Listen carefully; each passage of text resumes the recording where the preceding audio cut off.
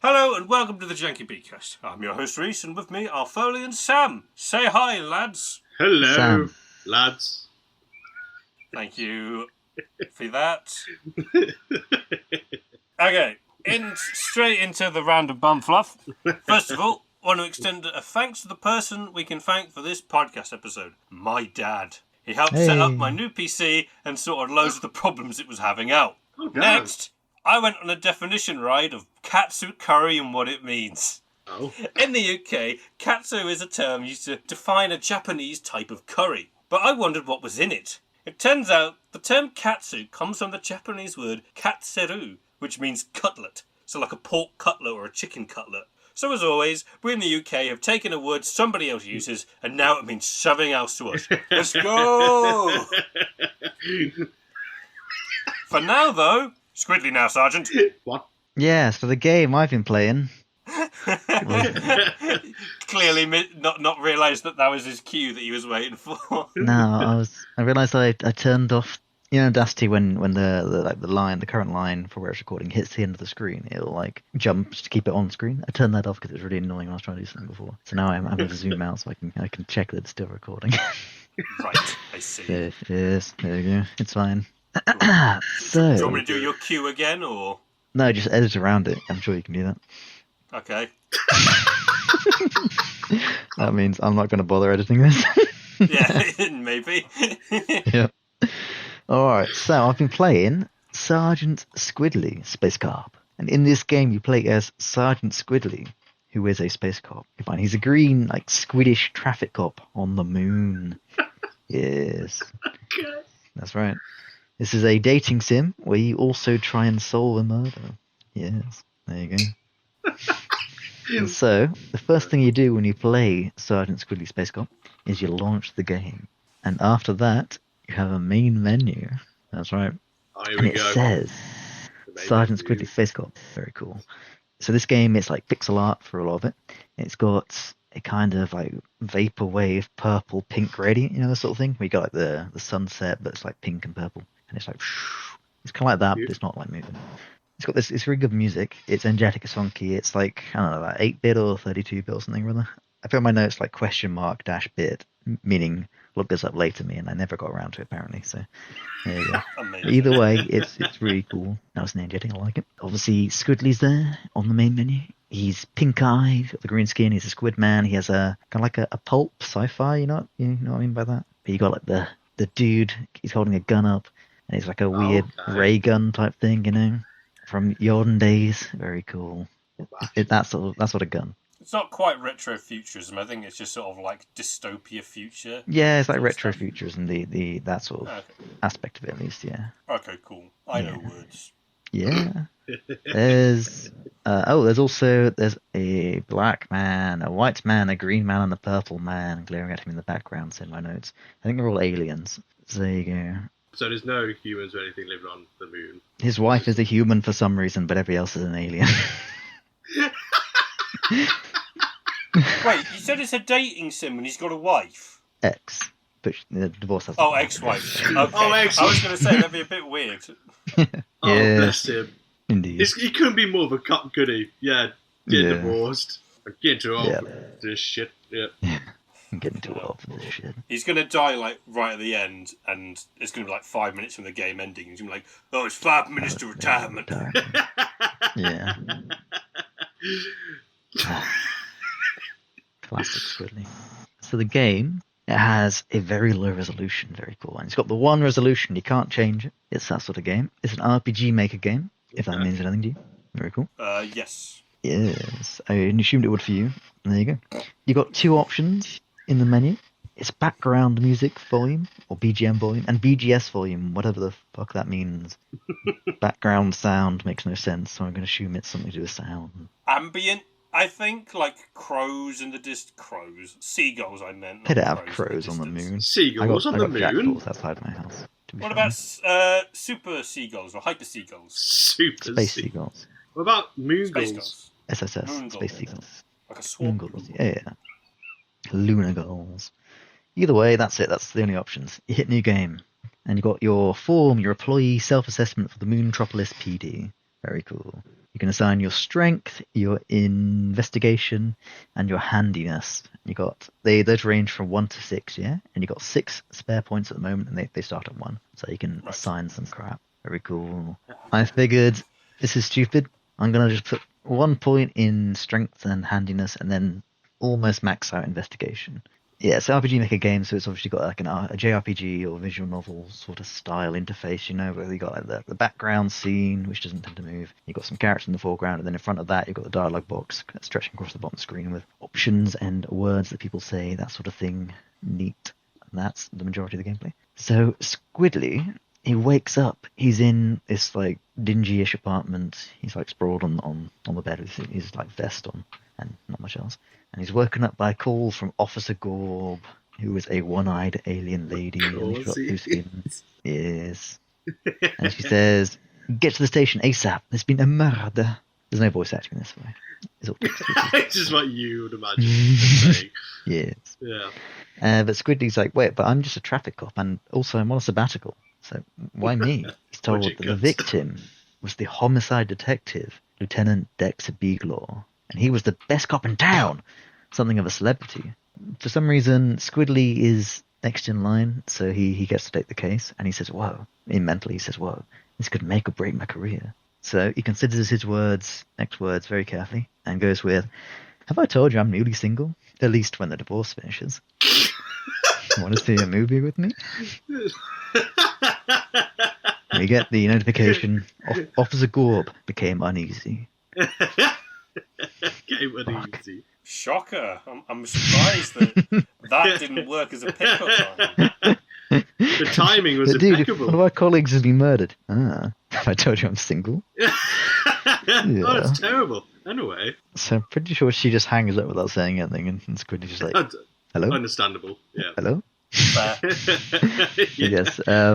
So then, okay, fine. We get some clothes on, and so we look for clothes. Brackets investigation. So some actions you do, they require skill checks, and if you fail them, you don't succeed. There you go. Or things don't happen in certain ways. So this one, I got pretty good investigation. It's almost maxed. So when I look for my clothes, actually I also find my old saxophone, which was buried at the bottom of the wardrobe, apparently. And Squidley, he used to learn that back in the day. He hasn't brushed it in a while. Sad. Yeah, so the way the skill checks work, I believe, I'm not entirely sure, is that you got like a little colour which indicates whether it's like difficult, normal, or hard. That's not right. Easy, green, normal, or red, hard. yellows. Like green, red, or yellow, and it's like I think that's like a range of 2-ish. So like I 1, was wondering 2, about 3, 4, difficult, 5, 6, normal, I or think. hard. It's like you can either have it normal or you can suffer and deal with it. And there's like a dice roll in there in some way, I presume. Yeah, it's random in some way. I'm not sure quite how the specifics work. Either way, higher Probably a stat you classic have, case the of easier roll a it is. d6, add your stat. Yeah, it doesn't seem But to all stack behind up the the. scenes. I don't know. It's odd. Either way, it works. That's fine. So you get your clothes on. You can switch out of your knight attire, which is like a vest and boxers, into your police uniform. Very cool. And in this game, what clothes you wear often affects how people react to you. Opens up certain things or locks certain things. Pretty Should neat. have just done the entire game in nothing but your night attire. Yeah. Turn up to the station, like, "Hey, I'm here, I'm ready to take case." Yeah. With his saxophone and everything. Yeah. Yes. Now that I'm his own entrance music. Yeah. I don't think I practiced my sax before I went. I think I refrained from doing that this time. No, yeah. So we're obviously asked at the station ASAP. So I get dressed. I head on over to there. I get a call from my ex-wife, and at this point I've already spent too long trying to steal mail from my neighbours. So I reject the call because it would take too long. I think. More pressing I didn't matters at succeed. hand. Yeah. Was that a difficult or hard task to steal the mail from the I think neighbours? it's moderate to hard, but I've got really low handiness, so I failed. Yes, that's a running theme. Oh no. That I have really low handiness. But yeah, so I get to the station and there's a reporter there, wants an interview. I'm like, nope, I'm late, bye. And ignore it. And so I go up to the chief. He says, "Squidley, you're the best at..." No, he doesn't say that at all. He says, "Go to investigate the gangland and Dex's house." But he's one of those like perpetually angry chiefs. Yeah, I mean, yeah. Yes. The typical, the archetype. But yeah, when he mentions his locations and locks them on the map, they're very cool. There's like, I don't know, 12 maybe hub areas, not hub areas, but main areas on the map that you can go to. Right. Yeah. And at this point, we've got 3, which would be suburbs, gangland, my house. Very cool. And also the You police said station it's as a well. dating sim, so I imagine time management's quite important for That's right. Time management is very important. So you got until midnight on Sunday to solve the case. Each action you do, like every action, and all traveling between scenes or between areas, all take time. People and events operate on a schedule. So obviously you're going to miss events. And obviously, if things are scheduled at the same time, you're going to have to choose between them. Additionally, you've got to manage your fatigue and your hunger. So you either sleep and eat at home for free, or you can buy food, or you can sleep in other people's beds, that sort of thing. Or you can just pass out, probably. Very cool. Oh. And I was obviously exaggerating there when I called it a dating sim. There are dating sim elements. Well, yeah, I But- assumed it was but more yes. like a visual novel. Yeah, it's an investigation game primarily. Yeah. Oh yeah. While you're talking with the chief, he initially calls you by the wrong name. In this case, Squeegee. And if you can either correct him or you can just doormat it. And if you do that, then that's just your name for the rest of the game. Squidgy. So I'm now Squeegee. And so I go over to investigate Dex's house. So the gangland was the other option, and that's where his body was found. But we're not going there yet. So the first thing I noticed at Dex's house is my impeccable investigation. So there's a suspicious mound on the lawn. And but I haven't got any tools to dig up. So go inside, I look around, talk to his wife and son. Very cool. Blah blah blah blah blah. There's an ID card. Does she for know that he's dead? Yeah, she does. When you- Yeah. Just the. I'm sorry to tell you, I'm a traffic cop and I'm investigating your husband's murder. Oh, and your husband's yeah. been murdered, by the way, in case you hadn't already known. Yeah. Just the- what? Investigating your husband's murder. You're what? My husband is what? His heart I don't has know what red, right now. has red stopped. Is a red light. Let's back up a So little re- bit to talk about this. Yes, your husband has unfortunately been murdered. And I'm investigating it. I'm the traffic cop. It's me, Squeegee, traffic cop. I'm the traffic cop. I'm sorry, Squidgy. Squeegee. Squeegee. Like the washing up liquid. Yeah. Squidgy. Squeegee. Goshy. Squishy. Yes, he was the best cop in the business. So much that we were expecting him to investigate his own murder. But unfortunately, he wasn't available for that. So, Oh yeah, the chief does say unfortunately we don't have the mediums so we can investigate his own murder. oh, fuck Murder. it. Really? Good Yeah. call from me. Yep. That's brilliant. It's now time to say yeah. if the game's tone is a comedy. Yeah, it's a comedy for the most part. Okay, yeah. Aye. I think Okay. it probably would be when you mentioned the saxophone. If it Yeah, was yeah. serious, I'd be very confused. Yeah, it's good. It's very What is good. the tone? What is the tone? The All right. tone. So either way, also in the house, in the sofa, you find an ID card which has Dex's face, but it's for a different name. Ooh. Ooh. It's for the research lab in town. Interesting. See- Some other bullshit like the wife got lunchboxes, but who cares? So he's a double agent. Got it. It Like could the be. wife is what, sorry? She has some lunchboxes, but whatever. That plot point Oh, doesn't go anywhere, okay. so I'll skip it. The wife has some lunchboxes. She's reselling them. It's the way Pyramid you scheme. just My can't. lunchbox. It's got the monkeys on them. Mm, My husband. They were Yeah. very popular in the 1960s. yeah. On planet Earth. 4,000 years ago. If you say if I think that these are any good, I'd say I'm a believer. That's Stop right. monkey around. Also, there's some brown ice in the fridge, and when Squeegee ate it, he ended up in the hospital the next day. He woke up there. So it's your first homicide case, and you decide to eat the evidence. That's My it. first homicide case, I talk to the chief, I go to the victim's house, I steal some of his belongings, and then I pass unconscious from food poisoning. It sounds like a job well done, too. Yep. Hell yeah. That's right. Sergeant Squeegee, that beef isn't cooked. Okay.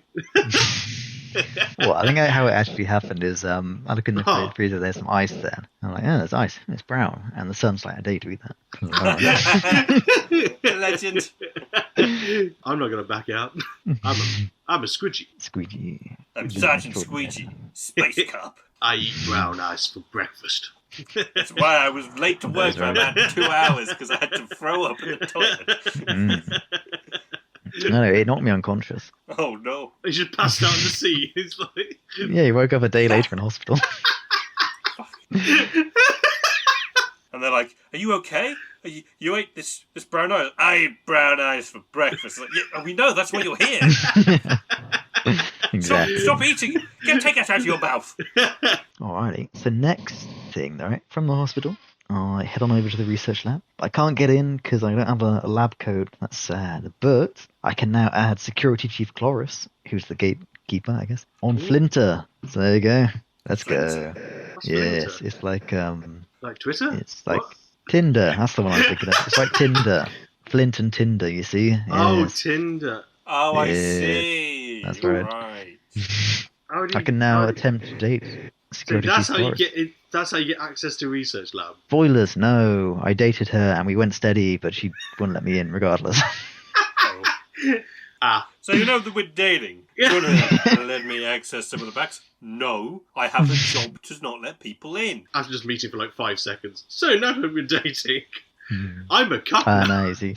You got to add them on Flinter, and yeah, you ask to go on a date, and you do the date, and if you don't do it really well, Can you threaten to like put him in jail if I go on a date with you? Jesus. yeah, probably. It is a police state, and the only state that you can have with me is to change your Facebook status to dating Me or in prison. in. And I could be a line for an archaeologist, right? I used to be all about carbon dating. Now I'll try another type of dating. Let's try with silicon dating. You're silicon-based, right? Yes. Android dating. No, I'm actually arsenic-based. That works too. I like arse. I like arse and I'll gladly nick yours, baby. Why have you put me in my own handcuffs? Do you recall that when I spoke to the chief, he said, check out the house and check out the crime scene? He said, "Come." Yeah. It's now a day and a half later, and I'm checking out the crime scene. Let's go. It turns out, if you leave it for a day, there's some evidence you can't get because it's been too long. Oh. Sad. Yes. Also in the background of the crime scene, it's like an alleyway. There's a dumpster. There's the dead guy on the floor. In the background is the entrance to the underworld. Like Oh. literal hell or the criminal? No, it's a nightclub. Okay. And it's run by a crime boss that Dex put away 10 years ago called Mama Zod. That's right. What, And is there was this, a call. General Zod's cousin or something? I think it's like Big Mama Zod or something. It's the actual one. I'm going to call her Mama Little Zod. before Blows Big the Mama line. Zod. Big Mama. So there was a call, right? The body was reported at 5 a.m. from the City Hall Sanitation Department, which is sketchy, so we go check that out. And there's like this massive conspiracy theorist dude there. Thinks all the corrupting are after him, but Squeegee, is just a pawn, so that's fine. I want to check out the vehicle bay, right? But it's locked. And the key is on a hook, but to nick it without him noticing, I require handiness. And so I fail. I can't get in. It's pretty sad. The mortician for the cops, he's quit. So I do the autopsy. Yeah, let's go. And it goes really well, actually. So it turns out the Dex was stabbed and then run over by a vehicle with tyres. It was pretty early in the morning, so it makes sense that it was tired. I fucking hate you. It's so fucking hell. I see. Yeah. Let's go. That's not in the game, that's me. Applause is welcome. Also, I steal his how kidneys. much that made me laugh. Nice. But yeah, I steal his kidneys and I sell them to some guy at the hospital for cash. Oh. Because this character has got every kind of from a traffic warden to be a detective, then he's doing autopsies. Oh yeah, Perfect. organ trafficking. Yeah, yeah. So you can analyze his blood, but the autopsy machine just gets gunked up when you analyze something. So you gotta find something to clean it. Sad. That's enough investigating. I'm gonna go on a date with security chief. It's all a bit bored of work now. So yeah, the way the dating works in this, you pick a venue. So like a donut shop, cinema, a high-end restaurant, that sort of thing. You sort of match that to their preferences. For example, Cloris hates cinemas because of the escapism, so that's a no-go. She doesn't hate it, she just likes it. She dislikes the pretentiousness of restaurants, but donut shops, they're great. Nice and practical. She doesn't like it if you try to pay for yourself or for her. She wants to pay for both of them. She's the dominant one in the relationship, I think is what she said, something like that. Oh. Yes, there you go. And this date, it goes well. First try. Absolutely first try. I had no issue. No issues. saves coming here. No, sir. To be fair, I think that's the only bit of save coming I did. Yeah. I love the fact that you didn't save Scum, to actually progress the story. You saved Scum because you're like, I need to get this hot date right, baby. Yes, that's right. Is there any options for to take girls on dates just to look at traffic lights? This one. I know this one very well. Unfortunately, no.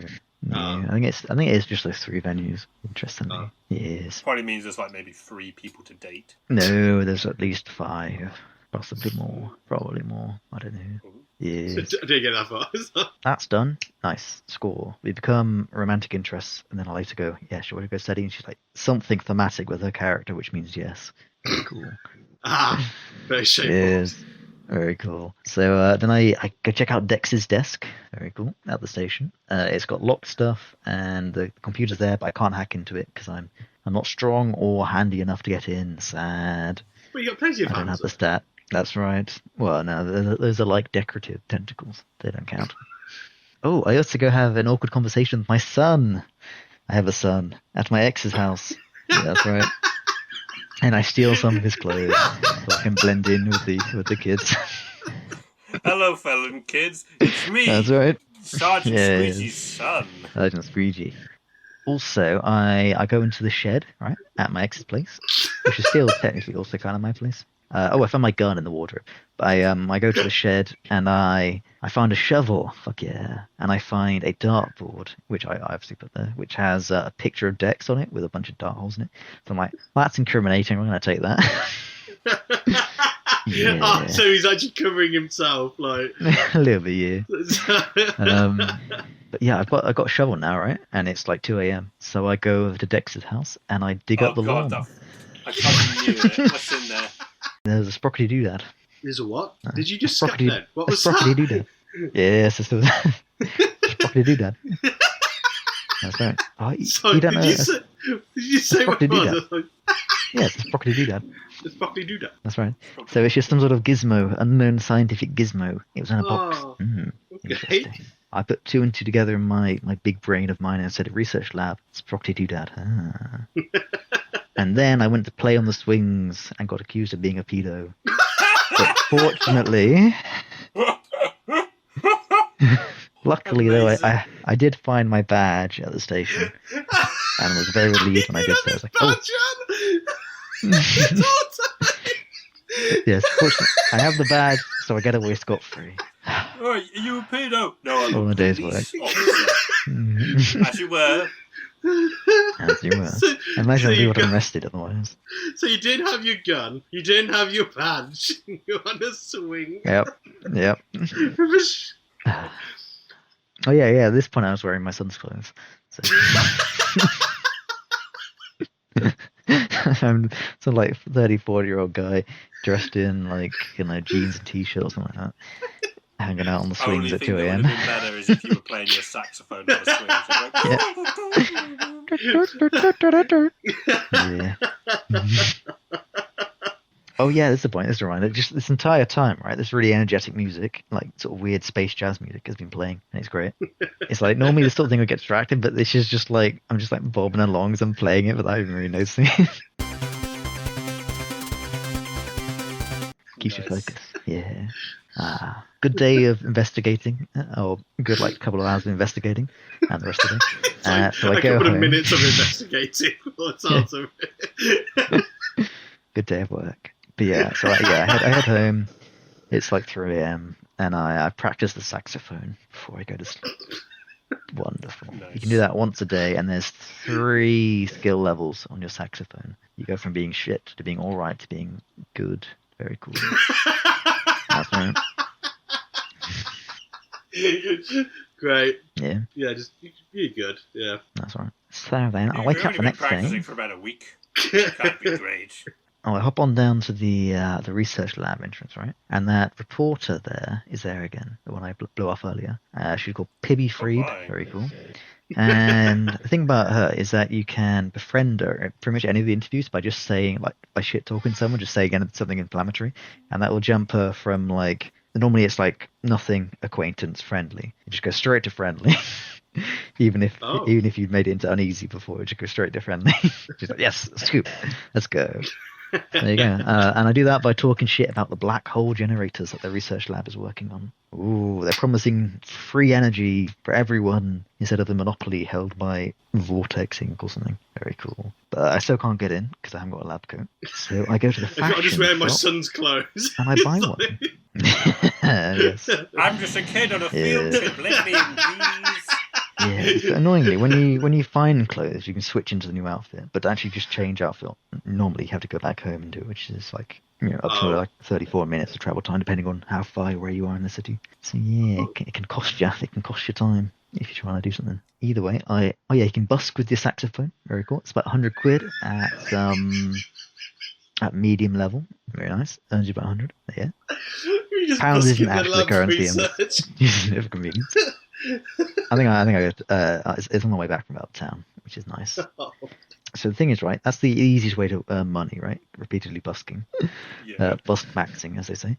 And to do that, you obviously need to have this saxophone. But if you don't have moderate investigation when you start the game, you miss the saxophone.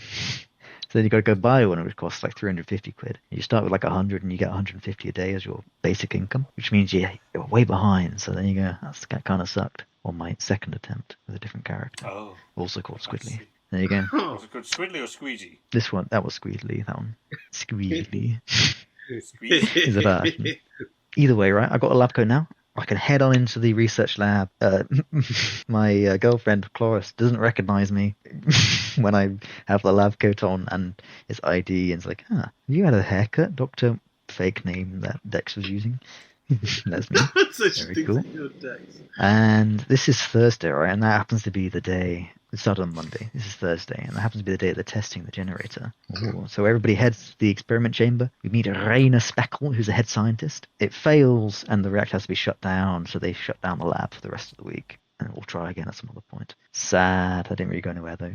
So research lab's a dead end. So I go to Dex's place. I sleep in his bed, and I find a small key in his chest of drawers next to the bed, which I missed the first time. And I also steal his homicide detective uniform from the wardrobe, and I wear that. Nothing suspicious at all. And I realised, that desk I couldn't break open at the station, his desk. Maybe this small key will work, and it does. Very cool. And I find their lead. It's a framed photo of a young boy. It was taken at the ganglands. Who could it be? A secret son? The notes in the journal say undercover in gang, but I didn't get that from that. And you say they missed the trick to literally have him look at this photograph and just be like, who could it be now? And then turn to the side and play his saxophone. And then look back at it again. It's not anywhere that animated. Just back and forth. It's just a picture of Squidley, right? And then he'll change to various emotions to fit the thing. Usually crying if he's been rejected from another date, or like melting if his like hunger or tiredness is getting too much, that sort of thing. Oh yeah, at that point it was when I sold his kidneys. And then after that I popped to the ganglands. I didn't actually know. I went to talk to the mayor. Very cool. And he tells me that the journalist, Pibby, she has a compromising photo of him and he wants us to nick it from her hotel room. And also don't give it to Mama Zod because she's running for mayor and she's a crook. Unlike him, who is only corrupt. He didn't say that, but he's corrupt. At this point, what you should do is you should go get the photo and then sign and be like, I can attest that this photo is real, and then just give it back to the reporter. It's like, I will steal your photo for you. I'll never get it back for you. I've just stolen it, approved it, and then given it back to that who stole it from you.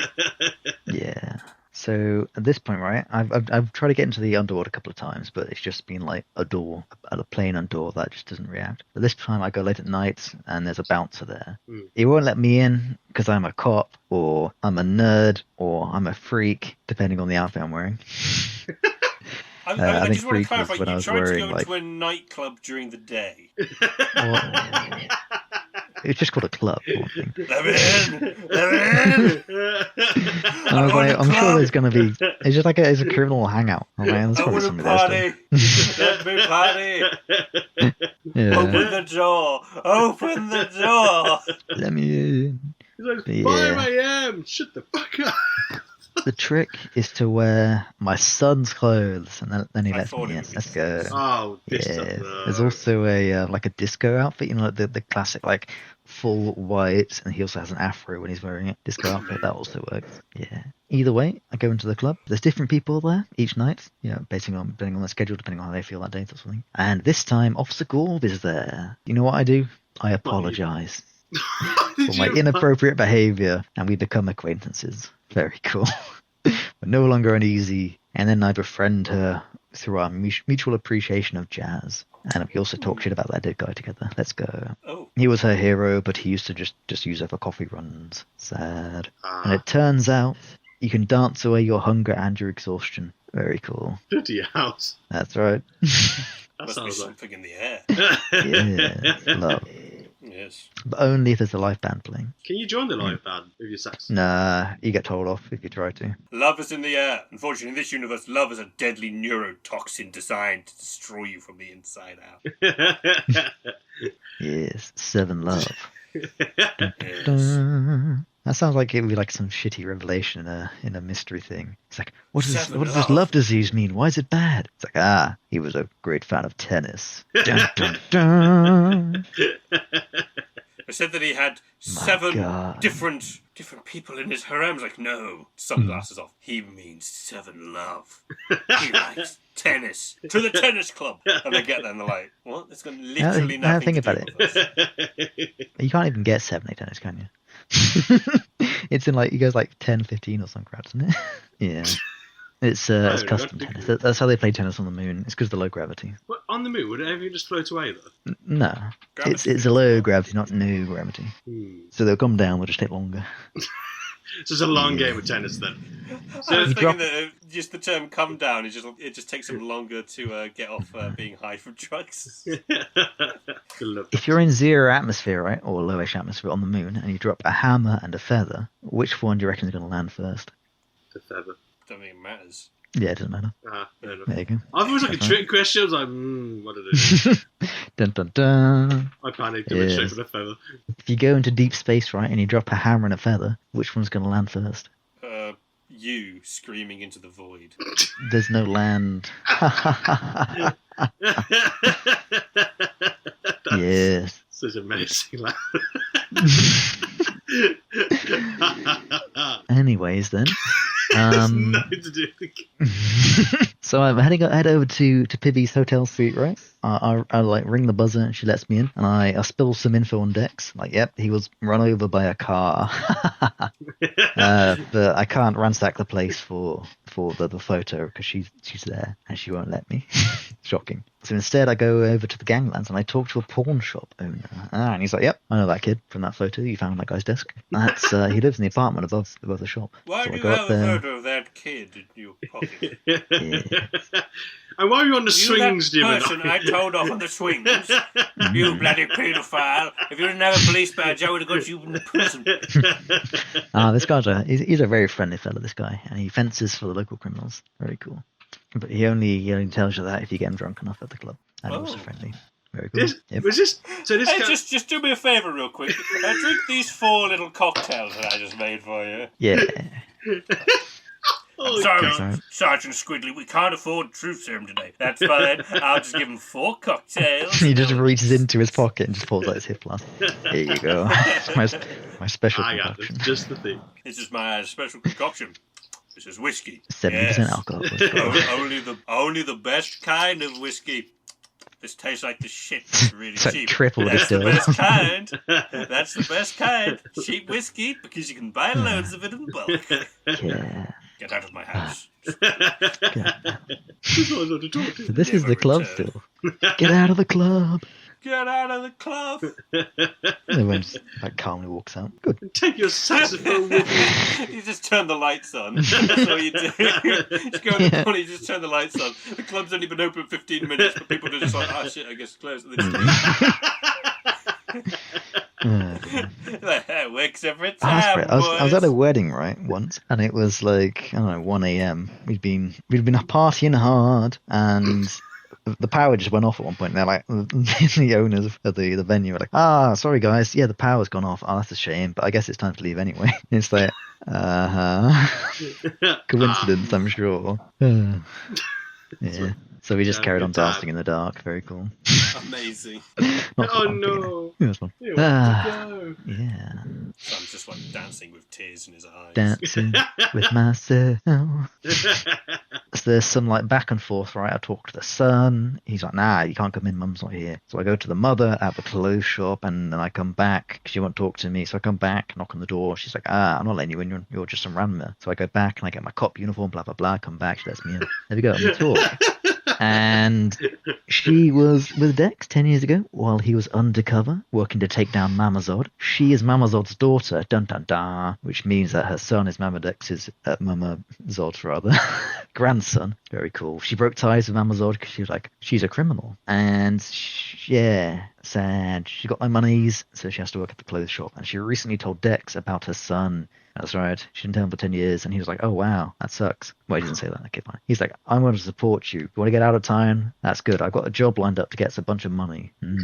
Interesting. And I steal her Underworld VIP card. Let's go. Oh. Yeah, she's in the room, so I assume she doesn't Hey mind. guys, I got a fast pass to hell. That's right. I've committed incredible war crimes.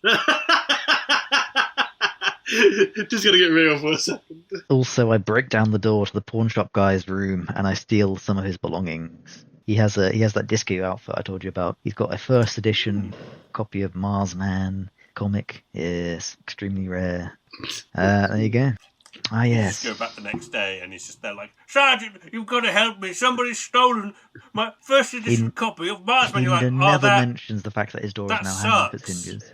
That really sucks, man. In other news, I want to pawn this first edition copy of Marsman that I found recently. Can you give me some money for it? Oh, certainly. I'll be glad to do that. Thank you. Ignore the fact that I'm wearing a brand new disco outfit. I just happen to think it looks quite nice on me today. And ignore the fact that I'm drinking from my new mug that says "World's Best Pawn Shop Owner" on it. Ignore that. Or the fact that I'm literally holding your door. Hold the door. Right, at this point, right, it's Sunday morning. This is the last day of my investigation, and Are you easy? Like a Sunday morning. I see. Yes, I got there eventually, just before you said it. That silence was pretty brutal. I can feel the cogs just whirring like this. I was just waiting for Sam to read that, but Sam's like, what does he mean by this? Sam will not remember this. Oh, no. But yeah, this is the last day. It's an easy Sunday morning. So I go and talk with Pibby. Brutal. That's diabolic. Like, haha, funny joke. Yeah. So I go talk to Pibby at the club, and I tell her, I got some details on Dex I can tell you. And she's like, oh, no, not here. And then for some reason, she gives me her hotel key card so I can just go break into a place. Like, what? She's like, no. We can talk at my hotel. So then she just lets me in. Like, from then on, I guess. It's bizarre. Because I can't talk to her if she's not there. And if she's there, she could just let me in. So what's that all about? Maybe she wanted me to have somewhere nice to wait. I don't know. Oh, also, Is this literally a fucking autistic character just being told, like, I need you to talk to me in my hotel room? Where he was like, okay, we'll talk about the case then. She's like, yes, the case. You get there and you're like, okay, what about the case you want to talk about? Officer, I want to talk about this case. Starts to undress the top and is like, yes, yeah, like that, falling in the background. And he's literally just at the table just reading through the notes, just not looking over, just like, okay, so it looks like the murder happened in this instance, and these are the main culprits and suspects that we've got. And she's just there like flicking her hair back and forth, just like, officer, if we look over here for just a moment. No, I'm close. I'm so close to cracking this wide open. It's like, I want you to crack me wide open. That makes sense. You're not a nut. Do you like sashay over to where he's pouring over his nose and he's like, oh, that's the fingerprint of blah blah blah. And he's like, that's the sexiest thing anyone's ever said to me. It's like Naked Gun kind of thing. It's like Frank Drebit, like. Oh, yes. I did actually go to her room before the time ran out this time, so that was very cool. Instead, I went to the VIP room and I met Mama Zod. She's like, I'm not a crime boss. Shocking. She wants the compromising photos of the mayor she's heard of. And I'm like, yep, I'll get them for you, which is also what I said to the mayor when he asked me to come. Like, yep, I'll get them. So what you're doing is you photocopy it and then you give both one each. Yeah. And just they're like, yep, this is definitely the original version. Why is it so small on this A4 piece of paper? You just At keep this it point, in your right? wallet yourself. I run out of time, and the chief calls me up. He's like, get down to the courthouse. I assume you found the suspect. Yep, go. And so I get there, and I'm like, okay, I don't really have any proper suspects, right? And that guy that found the body, he's sort of suspicious. I don't have any but, suspects, evidence, motive, but I still had to pick body. someone. Anybody guess who I picked? Did you pick your girlfriend? I picked myself. Oh, You picked for God's yourself? sake. And I lay out my evidence. Yep, I have ample motive. I hated Dex. He got picked for me to be lieutenant, over me rather to be lieutenant. And I'm an avid lawbreaker because I'm constantly going around suing things. I've got this photo that I used as a dartboard, which I was throwing darts at. It was me. I did it. The chief's like, I can't believe you did this. Squeegee. But the judge is like, you haven't got any evidence, buddy. We can't arrest you for this shit. The I've chief's got all the motive in the world, but no evidence to back me up. yes, you think a confession would count, but Wasted. no. The chief is It's all disappointed. just like hearsay. This is all hearsays. Hearsay. You Objection, can't hearsay. believe a word of them. Yeah. It just sounds like you were so desperate to solve your first case. You went, fuck it, I'll turn myself in to complete it. Yeah. I love the concept of just this lawyer just constantly going, objection, hearsay, when this guy on the stand's like, I did it, alright, objection, hearsay. It's like, I murdered him, I stabbed him with this very knife in my hands, covered in his blood and my fingerprints. Objection, hearsay, you can't, it's admissible as evidence, can't use that. I was the one, I did it because he murdered my own brother. Objection, hearsay, we don't know that. Oh, he was arrested for that 17 years ago. Objection, hearsay, Your Honour. I hate to Hearsay, Your Honour. interrupt, What did you just say but to that's me? not hearsay. Hearsay, you mate, you know. It's...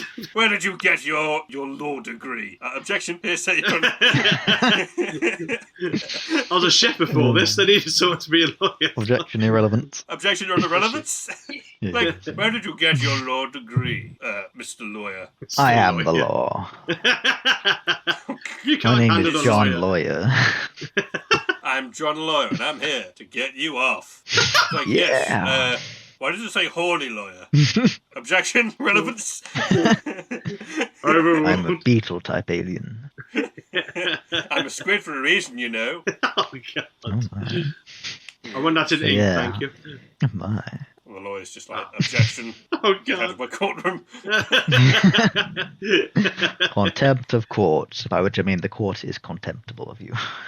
We all think you are disgusting. Be Disgusting. gone from my court. Headline: Police baffled by Dick Spiegel murder case. Squeegee is blamed for bungling it. That's right. 1 year later, the mayor, he's been re-elected. The murderer was never found. But Squeegee and Cloris, the security chief, they're hanging out on the couch together. Very cool. She's like leaning her head on his shoulder. Yeah, very cool. He's unemployed, presumably. And they're watching the news together. Nice. Yes, and Squeegee is like, success ain't everything. Oh, Yep, God. so there you go. Murderer was never found. Never investigated the big space station, which I haven't mentioned until now. Yeah, never probably went into the lab, found out why Dex's undercover there. Never got those compromising photos. So, yeah, didn't really solve anything. But fortunately, Stefan Vortex, the billionaire who owns the space station, he talks to me. Not to Squeegee, to me. Because I'm Stefan Vortex, and I can break the fourth wall. That's a quote. Oh, God, I can pay the Yeah, Why do you think that I invested billions into energy? that's right. Yeah, so What does he he say? proposes to send me back in time to Monday. I thought you could say he proposes like, will you marry me, Sam? After all of this, I've seen the way you play this game, and you're the one for me. You are Yes. perfect, my I'm- soulmate. Utterly turned on by incompetence. It's like, click that wrong button. Oh, yes. Eat That that, does it for me. eat that brown ice. Mm. Ah, I knew you would go for it. I lifted that treat. So in essence, right, he'll send moi back in time to Monday. Squidley will lose memory, but he'll retain money for some reason and the skills that he's trained. Okay. In which case, it's the sax. That's the only skill I've trained. So he'll still be a bang up sax player because I maxed out. And I'm like, yep, all right, sure. You got the option to say no, but It sounds a bit like why would I? Yeah, exactly. And so, bam, this is Groundhog Day. Yes, Groundhog Murder Investigation Week. Let's go. Sounds like a riveting time. Yeah. So it's Monday morning again, and Gorb rings, and this time I don't creep her out. Timeline Let's go. converged. That's This right. is wrong. Yes. This is one of those like fixed points that never changes, but it's changed. How's it go So this yeah, I time? head down to the station this time, and I actually give Tibby her interview this time. Very cool. And I answer my ex's call this time, and it turns out, I said that I was on a sabbatical. Squiddy did. Apparently, he said he was going to hang out with his son during his break, and I just blew off the call last time, and that never happened. And she never brought it up when I popped over to the house. But, yeah. Sucks to be them, I guess. And this time, I object when the chief calls me like Scroogey or something weird. It's randomized each time. But no, I'm now Squidley again. Let's go. And so, Yeah. pop on over to my ex-wife's place, and the wife's like, yep, take the son out with you. Have him back by 8. And so I bring my son along with me for the rest of the day. And I go chat to Gore. And because we're not like on a bad foot this time, she becomes available to date on Flinter. I order her on a date as her superior. And she says, that's not how it works, but I'll go anyway. Yeah. I'll roll with And it. so I turn up at the cinema with my son. She's unimpressed that I'm wearing Dex's uniform, which I stole from his house. The Dex guy. We go to watch a film, and I leave the son in the lobby because it's a date for us two, not him. Three's with a crowd. Yeah. Gorb does like how I bought the tickets instead of getting her to pay. Very cool. But at the end of the day, she says, yeah, let's just keep things professional, all right, buddy? And Squiddy, he's like, yeah. And he's like crying. Fortunately, she drops the keys, and I pocket those. Very cool. Oh. Yeah. So I broke into a house with my son's sitting room. Hotel room. Yeah, that's right. I steal like 20 quid from her, and I find some crumpled up posters of Dex that were in the bin. You can see the marks where they were on the wall. She's torn them down, she's crumpled them up. Why could she have done that? Is she the murderer? Ooh, nobody knows. I don't know who the murderer is, spoiler. I never solved it. Never solved it. Yes, maybe she's disillusioned with him and enough to kill him. Who knows? Either way, I go back home and I drop off my son. My ex is pleased. Yeah, I did it on time. And she becomes available to date on Flinter. I know we're still mid-divorce. Mr. Boss, kind of date. Unfortunately, I never got around to actually asking her out, so that would have been good. Why did you die? Nah, I would die. Someone like me. I can survive eating brown ice, Just knocks me out. Yeah. That's what it is. My ex-wife asks my son if he enjoyed following me around, and he's like, I don't want to talk about it. Because he was following me around, I was stealing things, taking him on a date, breaking into other people's houses, not breaking into my date who just rejected me's house, stealing more things. And he didn't enjoy that, it seems, so. Said a Yeah, good sure. I mean, part, considering he example. also had to wait for you to watch a film, so you Yeah. get rejected from the date, Stuck out there for like at least an hour. and then subsequently break into her apartment Yeah. afterwards. Yeah. And just to clarify, she did acknowledge that my son was there as well. It's not like it's one of those things where they didn't account for it. She's like, "Is that your son?" on the date. Oh, it's so good. And so it's now nighttime, like 8ish or so, and I go check out the crime scene finally. It's earlier than last time, as in it's not the next day, but it's still pretty damn late, and I still miss some evidence. Very cool. Oh yeah, there's that fashion shop I mentioned at one point. I'm wearing that retro 70s disco suit and shit. Yeah. I go there, and he normally he's unimpressed by your outfit. Always like, that's all right. This time he's like, whoa, that's so stylish. Come to this cocktail party on Wednesday. Here's an invitation. And I never followed up on that in any loop I did. So there you go. I'm sure there's info there you can get, but I didn't. Oh, and this time, right, I head to the lab on Tuesday with my lab coat I bought from there, and I become a lab assistant, and I get assigned to Gary, which is Dex undercover, his desk, and they are like saying, man, I'm glad that Gary got replaced because he was really bad at this. Because he's not a fucking scientist. Oh, and the head scientist, Raina, she becomes available on Flinter. Let's go. I study some textbooks. And with that, it lets me train my investigation. So it's like once a day you can do it. Yes, you can increase my stats. It's a miracle. That'll be helpful. My God. Oh. I need 1 point, and that maxes out my investigation, so it's not massively helpful. But I now know I can train my other skills, and I need to figure that out. Yeah, I steal her key for her apartment, actually. And I also steal this German lab assistant CD, which I could give to my wife as a gift, but I don't. Very cool. I broke her previous copy, and that's how Squidley knows that she would enjoy it. Yeah. Oh, yeah. I head back to the lab the next day, right, after doing a bunch of other irrelevant shit, and I show Raina the sprockety doodad. Yes, that Dex had buried, and it turns out that's the regulator module from the black hole generator, and that is why the experiment failed. Because it couldn't be regulated. It was going to go out of control and blow up. Yes. Ooh. So Dex was probably sabotaging it, maybe for Vortex. That would make sense, right? Because he's the energy competitor. Okay. Unfortunately, Raina's like, okay, yeah, go into the lab, right, and install it, Boris. Very cool. I don't have the handiness to do that, so I need to figure out how to increase that. Yeah, that's not so great. Obviously, the experiment fails again, blah, blah, blah. I just ditched that entire situation. I follow up on the illegitimate son bullshit again for Dex. And then I tell Pibby about that, and she becomes available on Flinter. Let's go. So I invite her on a date. Her response to the request is like, this just in. I'll be there. I like it. They're always very, like, customized to character. His response is nice. She is not impressed by the donut cafe, nor by disco outfit. So I don't do that. And she does like splitting the bill. Very cool. It turns out that she does mention this before, that she was inspired by Marsman's reporter girlfriend, like the classic Superman's girlfriend type thing. That's why she's a reporter. Fortunately, I stole the Marsman first edition comic from that pawn shop guy on this loop, and so I give that to her. Despite not being impressed by a bunch of shit, that pushes it over the line to being, Squidley, you are a dark horse. I had a good time. Yeah.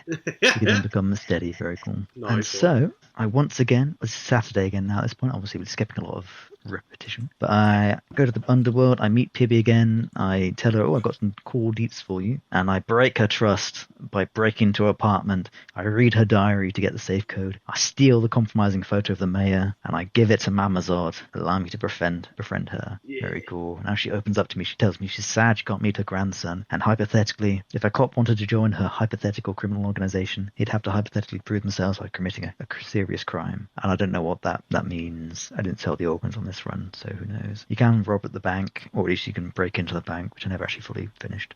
So maybe that would count. Who knows? And then I ran out of time again, so I accused Dex, the illegitimate son, of doing the crime. That's right. And that obviously didn't work out so well. So, yeah, 10 years later, I'm on the couch with Pibby, presumably she never found out the photo. Or is it? No, yeah, so 1 year later, right? Yeah, that was a bit much. But no, it's the same scene again, going over the news saying, it's been a year since the guy died, sad. And bam, attempt 3. I meet the chief. I go straight to the crime scene this time. I'm like, you know what? I'm going to find that evidence. And it turns out there's a coffee cup in the dumpster where the body was found that's still warm. And that's why I couldn't find it before, because it would have cooled down. Yes. World's best pawn shop owner. No, it's from the donut cafe. That's right. It's a coffee cup, right? You know who bought him coffee constantly? That's right. Zorb, maybe. Also, I found some bleach under the sink at my ex's house, and I missed that previously. And with that, I can clean the chemical analyzer, which lets me match DNA. So now I can match Dex's blood with a coffee cup and be like, yep, he drank from that. Very cool. I also, at some point, noticed that his son, his non-illegitimate son, his legitimate one, had a baseball bat with blood on it. Yes, that's only there on some days. I analysed the blood, and it's not Dex's, so he's not the murderer, so that's fine. I don't care about what he's been doing. I have a strange feeling that you've been very violent with this, but it doesn't pertain to my current case. Not irrelevant. Go wild. Yeah. Kick some ass, boy. But I have an epiphany, right? That the pawn shop has items you can buy. And it's like some book, whatever, a jigsaw, and some other bullshit. And I was like, hang on a second, hang on. I've never bought that jigsaw. I reckon that lets you train handiness, because it's like piecing things together. And it turns out that is true. Let's go. Oh, good, because I've got a message here, a little message exchange here, that asks somebody, any idea how to train your handiness? Oh, was it that one? Okay, I thought I did that for strength, but yeah, fine. I was really wanting handiness, so I was trying to figure it out. I looked it up, and there's no information online whatsoever on how you train it. So then I was asking you guys, in case you've played it. I asked Rosie, because it's a pixel art game, right? So obviously she played it. So. Turns out that's not the case. Sad. But yeah, I did figure it out eventually. Very cool. Yeah, I also figured out the strength one eventually, and that's the one I thought I'd looked up or tried looking up for. But no, I can now train my handiness, and so I train it. Very cool. And using that, I hack into Dex's computer at work. Let's go. You find out he has wife problems due to the whole pyramid scheme thing, which is the lunchboxes thing. Arguments and such. Okay. Yes. Also, he has a new account at the bank. Yes. And on a later loop, I go in there and I commit wire fraud by withdrawing like £8,000. Very cool. Yes. Okay. There's also some criminals, but who cares about all that shit? Now with my handiness, I can also go and steal the sanitization vehicle keys for the vehicle wing, and inside there, one of the vehicles has blood on it, on its tires, and the blood matches Dex's blood. Also, from the autopsy, I realized that Dex was crushed after death by the wheel vehicle, so that's probably not actually what killed him. But also, in there, on the back of one of the trucks, I find that German guy's lost miracle equation, which he accidentally threw away, but I never follow up on that. There's lots of leads to follow in this, and I haven't followed up on them necessarily. This isn't particularly relevant, by the way. It's funny. I spot Pivia at Dex Beagle's house right on a Tuesday morning, and she interviews me, and I say, yep, the son did it. There's no evidence. Just say, yep, it's his son's the murderer, clearly. Clearly. Imagine a cop just doing that. It's so stupid. So I find it quite funny, right? I say the son did it, and that makes the son become like uneasy with me, or like enemy, or whatever it said. But the mother, she's no reaction whatsoever. Yeah, that makes sense. She's like, yeah, my son, I suppose. Don't fuck him, he's an asshole. You hear that, Jimmy? You're an asshole. Fuck you, Ma. Fuck you, Jimmy. Overruled. You're an asshole, and fuck you anyway. Oh yeah, this time I have the handiness to slot the sprockety doodad into the reactor, and I calibrate it using some shit I found in her apartment. Bam, there we go. And I start breaking into the bank, but I need a screwdriver to get in there, which I find. And there's lasers in there, which I found at one point, but I don't remember where I found a mirror to deflect them, and thus I don't continue with that. And because I recalibrated the experiment, it works. Yes, let's go. And I invite Raina on a date, and I accidentally spam click the first option that came up, which is a Venusian restaurant, which she likes it, which is fortunate. And she loves thinking about questions of the universe. And earlier this week during work, I was like, hey, you wrote this book, didn't you? I have a copy of it. Would you mind signing it for me? That gives me good boy points. Let's go. And she likes splitting the bill. Success. We get together. Nice. Yes. Also, I eventually deduce, because there's literally nowhere I could find it out other than figuring it out, that, hang on, I can get a hotel room. I haven't got one yet. You often get like a gym membership or like, I don't know, a fucking personal trainer or something at the gym. I'll try that. And that is the case. Let's go. And so I figure out how to train strength. Right. Yeah. I see. Oh, Werner, right? Werner, maybe. He has a crush on Raina, his boss. And he bumps into me at the Wonderworld after I've started going out with her properly. And he's like, you treat her right, Squidley. You hear me? Which is, poor guy. But you're not being a weirdo about it. Very cool. Oh yeah, this is when I steal the $5,000 from Dex. And Vortex rings me up and he's like, yo, there's more where that came from if you do some shit for me. But I never followed up on that because that's where I've stopped playing it. And I may continue at some point. Depends. Oh. Yes, I really like enjoyed this game. I love this game. Oh, nice. I'm glad because I was really worried going in because this is a very niche indie game. And the last time I gave you quite a niche indie game, you thought it was the mehest of meh. I'm really glad that you like this game, especially because it's pixel art. And the last time I gave you a pixel art thing, you were like, eh. Nah, this looks good. This is actually good pixel art. For once, it's pixel art that doesn't look like shit and doesn't make people look like shit intentionally. In some cases, like with Kiss the Golden Idol. Nice. Which looked good, but from the people. Do you have a favourite character? I mean, Squidley's just an absolute menace. Yep. I like scientists, so Raina's pretty cool. Actually, I like Pivy as well, like the whole plucky reporter type thing. Nice. I mean, it does sound like you talk to her the most out of all of them, but it sounds like she's also a character that recurs the most, so you probably have the most opportunity too. I mean, I talked to a lot of people, just didn't mention them. Also, trim this down. A lot of things that are actually vaguely relevant actually follow on to later plot points and things. Yeah, nice. Cool. Would you recommend it? Yeah, I really enjoyed it. Obviously, I spoiled quite a bit.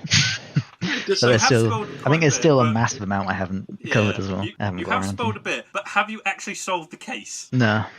Nope. Amazing. He's still clueless. Got no Yeah. idea. No idea. Brilliant. I got some Perfect. guesses, but that's all they are. It sounds like you've got a Yeah. lot of choices to make, though. The fact you go back, Absolutely. explore Yeah, different. God, the game sounds so much more expansive than I Yeah. ever Oh, yeah. figured it would be. Yeah. This was such a shot in the dark of whether or not you'd actually like this game or what it'd be like. I'm very glad that you like it. I like how it retains the skills as well each time, so it's not like restarting from scratch every loop. Makes it a lot easier. And you can also grind money because you, for some reason, keep it Fair if you enough. need to. Yeah. So you can just go to the shop and buy your outfits and all that. Do you want to give me 4 words? 4 words: Groundhog Day, eating, sim, murder. I'm not dating sim. Sim, Fair- murder. Yes. I applaud that. Thank you. That was very good. Keep Very bang good. on. It is. In that case, I think it's time for a word Oh, hang on, wait, from our one sec. sponsors. Oh, let's back sec. up a little bit. The sponsors Bam. can wait.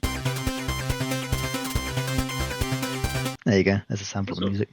That's not fun, actually. Probably would have been useful earlier on, but hey. Yeah, probably. Ah. When you mentioned the music earlier, that Imagine might that have been for more. like 7 hours. It's so good. I would Pretty imagine it's simplified. not the same one. Nice. Yeah, and it like has like tone shifts, the same repeating melody type thing. Tone shifts. Very cool. Fancy. Fancy. Yeah, fancy. Objection. Hearsay. Objection. Relevance. Objection relevant. In that case, for real this time, time Yeah. for a word from our sponsors. You're listening to DJ Roy and Cosmic Ultimate New Truth Radio for all your real fact truther knowledge. The only place to hear what's really going on in this fucked up world of ours. The real sinister truth. Know what I heard? There's something fishy going on. Something ain't right about the calamari. I've heard weird stories lately, and now I want to get to the goddamn bottom of it. I've got a caller on line 2 who knows the scoop. How's it hanging, bud? They're on to me, but you need to listen. The calamari is actually... Oh my god. They're here! Know what this means? Motherfucking silencing us. That's right. The government is fucking our shit up. They're tricking us. The calamari ain't calamari. Somebody has got to know. I got another caller here, straight up. What's the deal with the calamari, brother? He's right. It's a conspiracy being given up to the fish food companies. Calamari? It's not calamari. It's like Soylent Green, but for real. The calamari is... Soylent Green? That sounds illogical. No, Soylent Green doesn't exist. Why would the calamari be made from people? That makes no sense. The calamari is good for us. Taste the calamari. Savor the calamari. Praise the calamari. Praise the calamari. Praise the calamari. So what have I been doing? The first thing is actually a joint thing between myself and Rosie. You know that I've told you in the past we've done game jams and things like that, right? Yeah. Yeah. This time we've done a one-page RPG jam. So we've actually made a one-page RPG, which is basically a role-playing style game or a kind of game of sorts where all the information you need to play it is on one page. So we made one, and it's called Gardener's World of Warfare. Ah. Okay. Yes, that's Rosie's idea for it. It's very Nice. silly. Nice. And it's entirely for a tabletop type game. It's kind of a mix of Hot Fuzz and kind of Wallace and Gromit, I would say. Okay. Nice. Basically, you have a 3x4 grid, which is your garden, and you need to win Garden of the Year. You have different. You're all retired pensioners, and you need to pretty much just win the Garden of the Year competition by any means necessary. And you need to basically roleplay as your old person, sabotaging other people's gardens and doing things in it. And the GM has to record all these things down. In this instance, it's the Garden Master. And at the end of the, I think it's like 5 days, I think is what we put in the end. It's the weekend of the show. And you need to then show the GM why your garden deserves to win Garden of the Year. And you get marked for a couple of different things. You can lay traps in your garden or other people's garden. But you've got to bear in mind that at the end of the week, if a trap isn't triggered, that gets factored into the safety rating. So if you set loads of traps in your garden and none of them get triggered, your garden's safety is going to tank. So you need to pay attention to that. You can sabotage other people's gardens and do all of these silly, wacky, ridiculous things. It's for the greater good. Yes, that is what the tagline is, for the greater good. Greater good. Greater For the greater good. I don't give a damn about the greater good. Yes. Very silly, very wacky, and to illustrate it, I think we've literally put it so that it's got an old lady spray painting greater good onto like a bird bath. Nice. An old granddad, there's a bomb going off in the petunias. Oh. Just like be Nice. real wacky, be real silly with it. It's just like, you got to remember, you will never die from any of the things that you cause. It's all supposed to be old people, and they're for some reason ridiculous endurance when it comes to these sorts of things. You'll just get injured, but then you'll be able to heal yourself back up and be fighting good the next day. And it's just supposed to be fucking stupid fun. I like the sound of it. It sounds really cool. I literally came up with a joke patented thing of OARP, which is old age roleplay. And I had to get Rosie to add a little trademark every time I mention OARP in the text. So it's just OARP. Just a lot of the time. It's very stupid, very funny. As mentioned earlier, PC's been given a full overhaul. I basically wanted to upgrade to Windows 11, but my CPU wasn't good enough, which meant that I had to upgrade the motherboard, which meant that I had to change the RAM, and I had to change this and that, and it was a whole mess. And then when upgrading it, I had to activate the Windows key, and then I activated Professional. Oh, fucking! I had the same thing when I was thinking about upgrading my PC a while back, and I just got a new one instead of being like, oh, well, I need to upgrade this and also that, so I can upgrade that and that and that. So I got a new one. Honestly, my dad. And then I tore it apart anyway and rebuilt it. This power supply they gave us a really fucking bad one. So I just rebuilt everything from scratch. Yeah. My problem is I know in theory how all this stuff fits together, but in practice, I'm just like, ooh, staring, like proper Tim Allen. Ooh. Just, I've got no idea what the fuck I'm doing. And my dad, someone who is a bit older, he actually knows what he's doing because his job is as a computer technician. He is a systems administrator. So he actually knows what's going on with this sort of stuff. I always find really entertaining is you put him in the group of like the stereotypical don't know much about technology, and he just up and goes, get me out of this group. I'm going over here and watch another shitty isekai anime. Come on, Dad. he genuinely watches loads of them. I'm just walking in and be like, what's this one? And he's just like, oh, this one's about this and this. And I'll be like, oh, I think I've read that. It's crap. And he just goes, it is. I choose to imagine that this is the horrible like moe shit style anime. I assume it's not that, but I don't think so. I think generally it is just every protagonist looks almost identical. Oh yeah, the slightly long black hair. Slightly long black hair, probably about 5'9", 5'10". You would not, in a police lineup, you would genuinely not be able to tell the difference outside of their clothing. And even then, the clothing, you're like, oh, fuck, I don't know. Was it that one? It's either school uniform still or just like edgy trench coat type bullshit. Yeah. Yeah, exactly. It's 50-50. Like, ooh, that's an edgy trench coat. Or, ooh, he's wearing some kind of cheap leather-looking armour. And you're like, oh, fucking no. Number 6. You're like, you sure it's number 6? I don't know. The final thing I want to talk about my PC is it's got RGB fans. But it's under my desk, so I can't see them. Classic. Yeah. It's all good. All good. I've got RGB on mine, and it's one colour permanently, and it slowly fades in and out. They change different colours. Cool. I can see a tiny crack here from my screen of it changing colour, and I'm there like, yeah. No, I set mine to be one colour. It's a cool feature. There's a rainbow before. Love the rainbow. I can't see anything. The final thing I have in my section is I saw the new Naked Gun. Ooh, is it good? Yes. Okay. I really enjoyed it. It had a lot of really, really good jokes, classic Police Squad style jokes. Some jokes didn't land as well as they could have done. To put it in perspective, the item that is the entire antithesis of the movie is introduced in the first 2 minutes. This is not a spoiler in any way or fashion, but this guy opens this safe deposit box during a bank heist, pulls it out, takes one look at it, and it's called the PLOT device. Brilliant. It's just this is the plot device. It's so good. And then just hands it off to the guy, and that's it. Oh man, there's some really funny jokes in it. Because I liked the teaser. Was it when they were all paying their respects to their dads? And then it just cuts to the son of O.J. Simpson. He just looks at the camera like, no.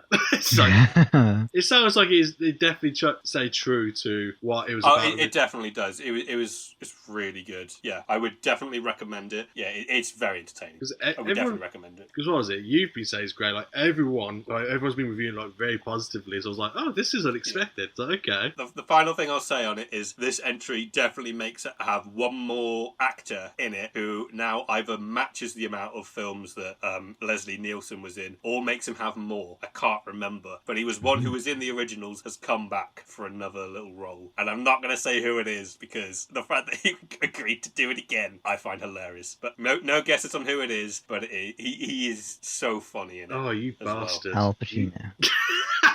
Yes, Al Pacino's back, despite the fact that he was never in it. I can see you really fitting that kind of comedy, though. Like, if you put his character from Heat into this, but he's completely... I feel like he could do really quite well. So I'm going to spin the wheel now. Oh, no. Ooh. Where's the wheel gone? Wheel. Oh, no. Okay. What's the weirdest thing you've ordered online? God. And I've actually got a story to add to this. Cause... The weirdest thing ordered online? Do the games we get each other for Christmas count? I mean, I would say probably not, because you gave it to me as opposed to ordered it. I'd say. Probably not. Well, I bought this, if that counts. Oh, is that a cigar? That's it, yeah. I don't smoke cigars, by the way. Yep, it doesn't split it. 100 like, oh, that looks cool, let's buy that. Yep. Bought it and I have it to hand on my desk all times.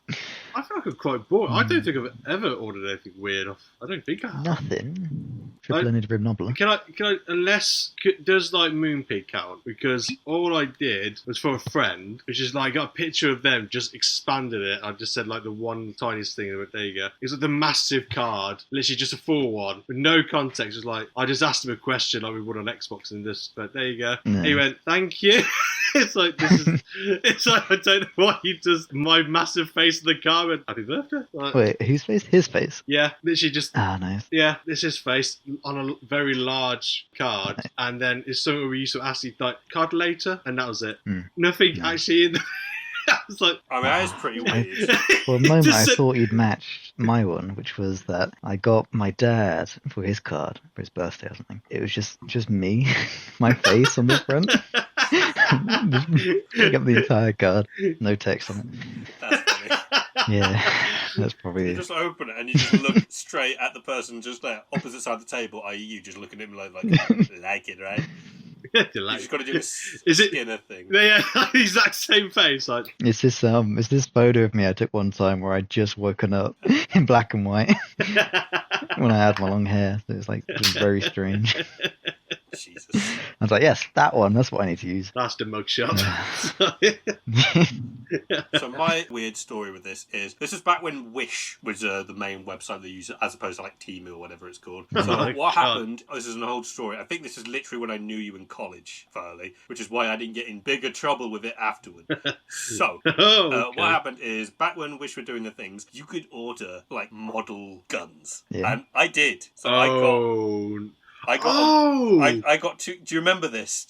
This sounds very... Yeah, I think... Yes, it sounds familiar. So what happened is I ordered 2 model guns online. I got a Western revolver and a M191 because those are both in Western films that I'd seen, and I just wanted some model guns for just to put on my shelf, just nice looking props. So one of them arrived, so I'm like, okay, cool, the other one can't be too long. A couple of days later, there's a knock on the door, and so my mum goes and answers it, and then she comes and gets me, and there's police officers at the door. And they tell me that during customs, they seized it and destroyed it. Why? Because it was too realistic as a gun. And I was like, oh. And the reason I think that they were a little bit more okay with it is because at the time I was in performing arts college. Funnily enough, I think I'm actually wearing the you shirt. are! That's quite entertaining. Just because it still fits and it's a comfy one. Because I was in a performing arts college, I was able to prove it and say that I was trying to use it as a prop for a thing that we were doing. Right. Wasn't true. I just wanted it because it looked cool. Plausible. But they still seized it and destroyed it, and I was like, "Oh fuck!" Fortunately, it was like £5. It was like a crappy looking. They only seized one of them and destroyed it, and they let me have the other one, which was, I guess, because it was more of a revolver westerny thing, and it's still really cool to this day.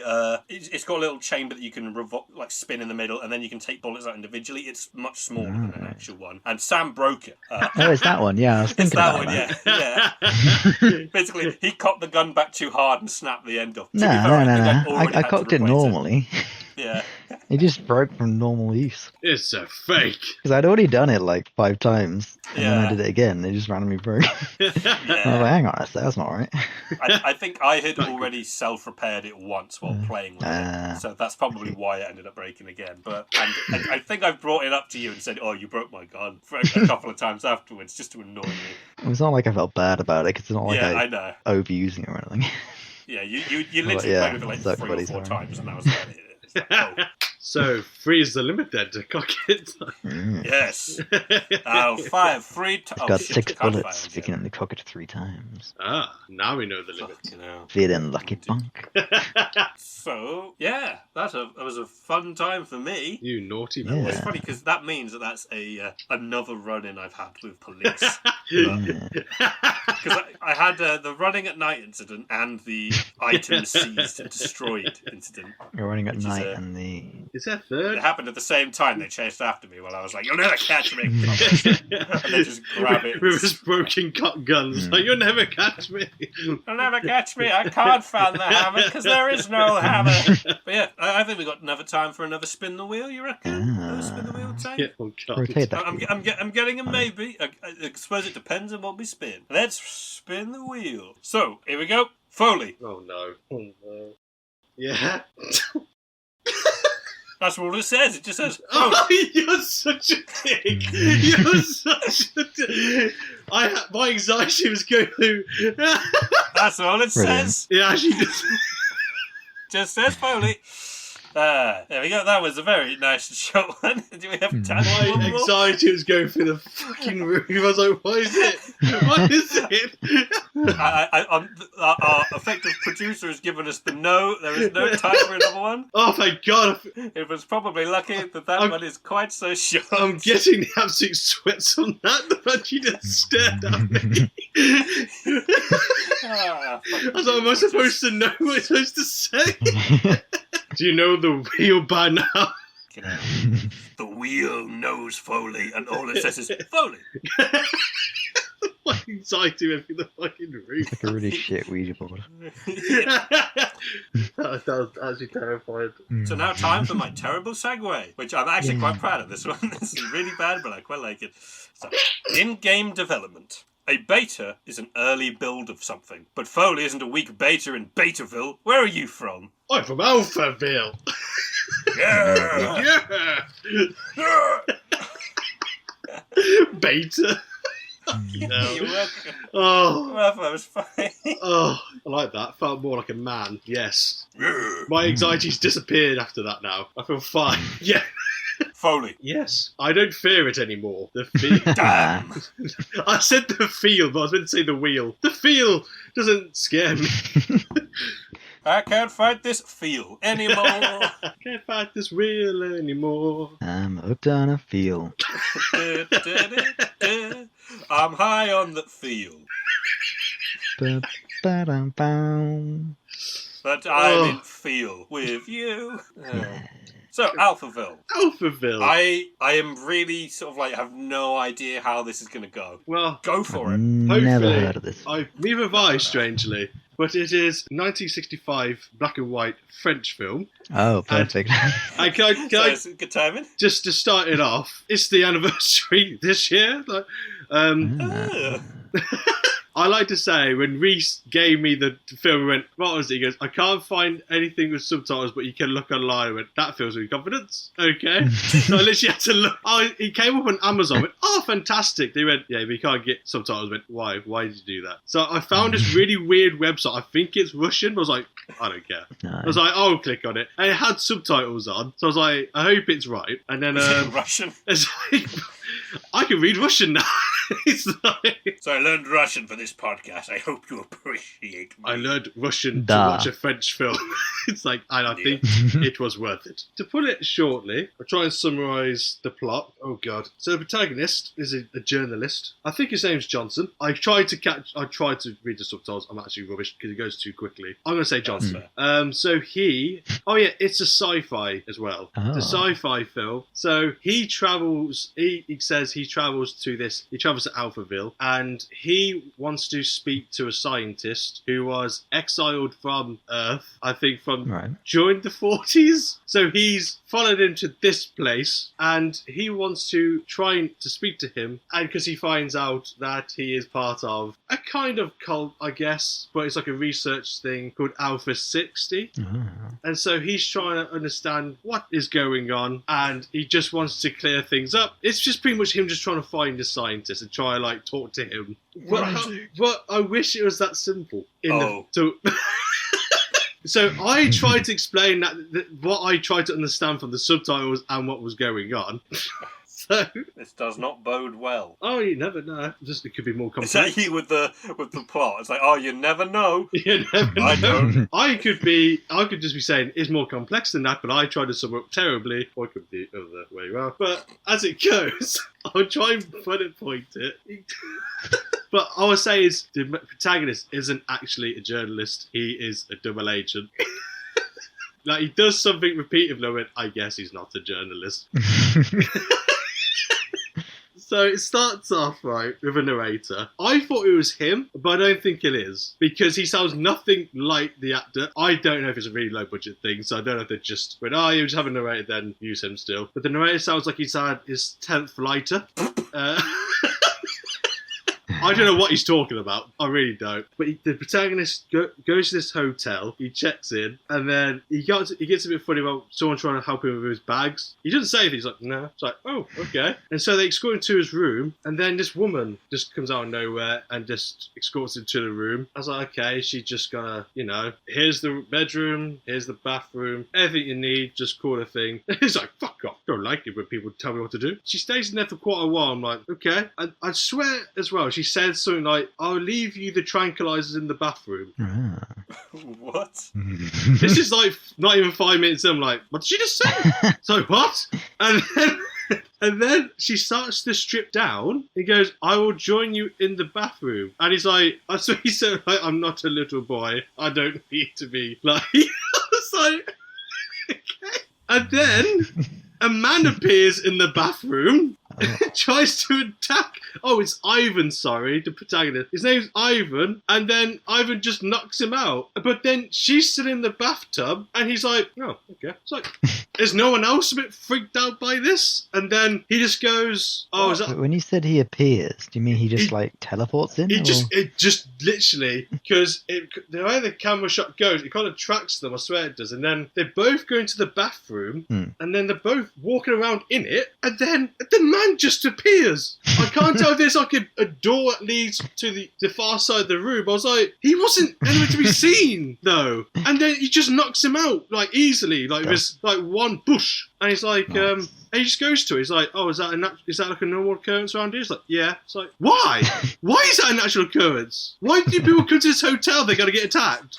Well, it's all part of the service. It's all, yeah. I guess it is. And then she gets out the bath. And then he goes, he just starts taking pictures of her. And then, yeah, this is definitely French. Yeah, it really, I was like, this couldn't be more French. And this way you find out her name's Patrice, right? Yeah, it's definitely French. Yeah. You find out the name after she's been in the bath and taking pictures. So how French do you want this? Yes.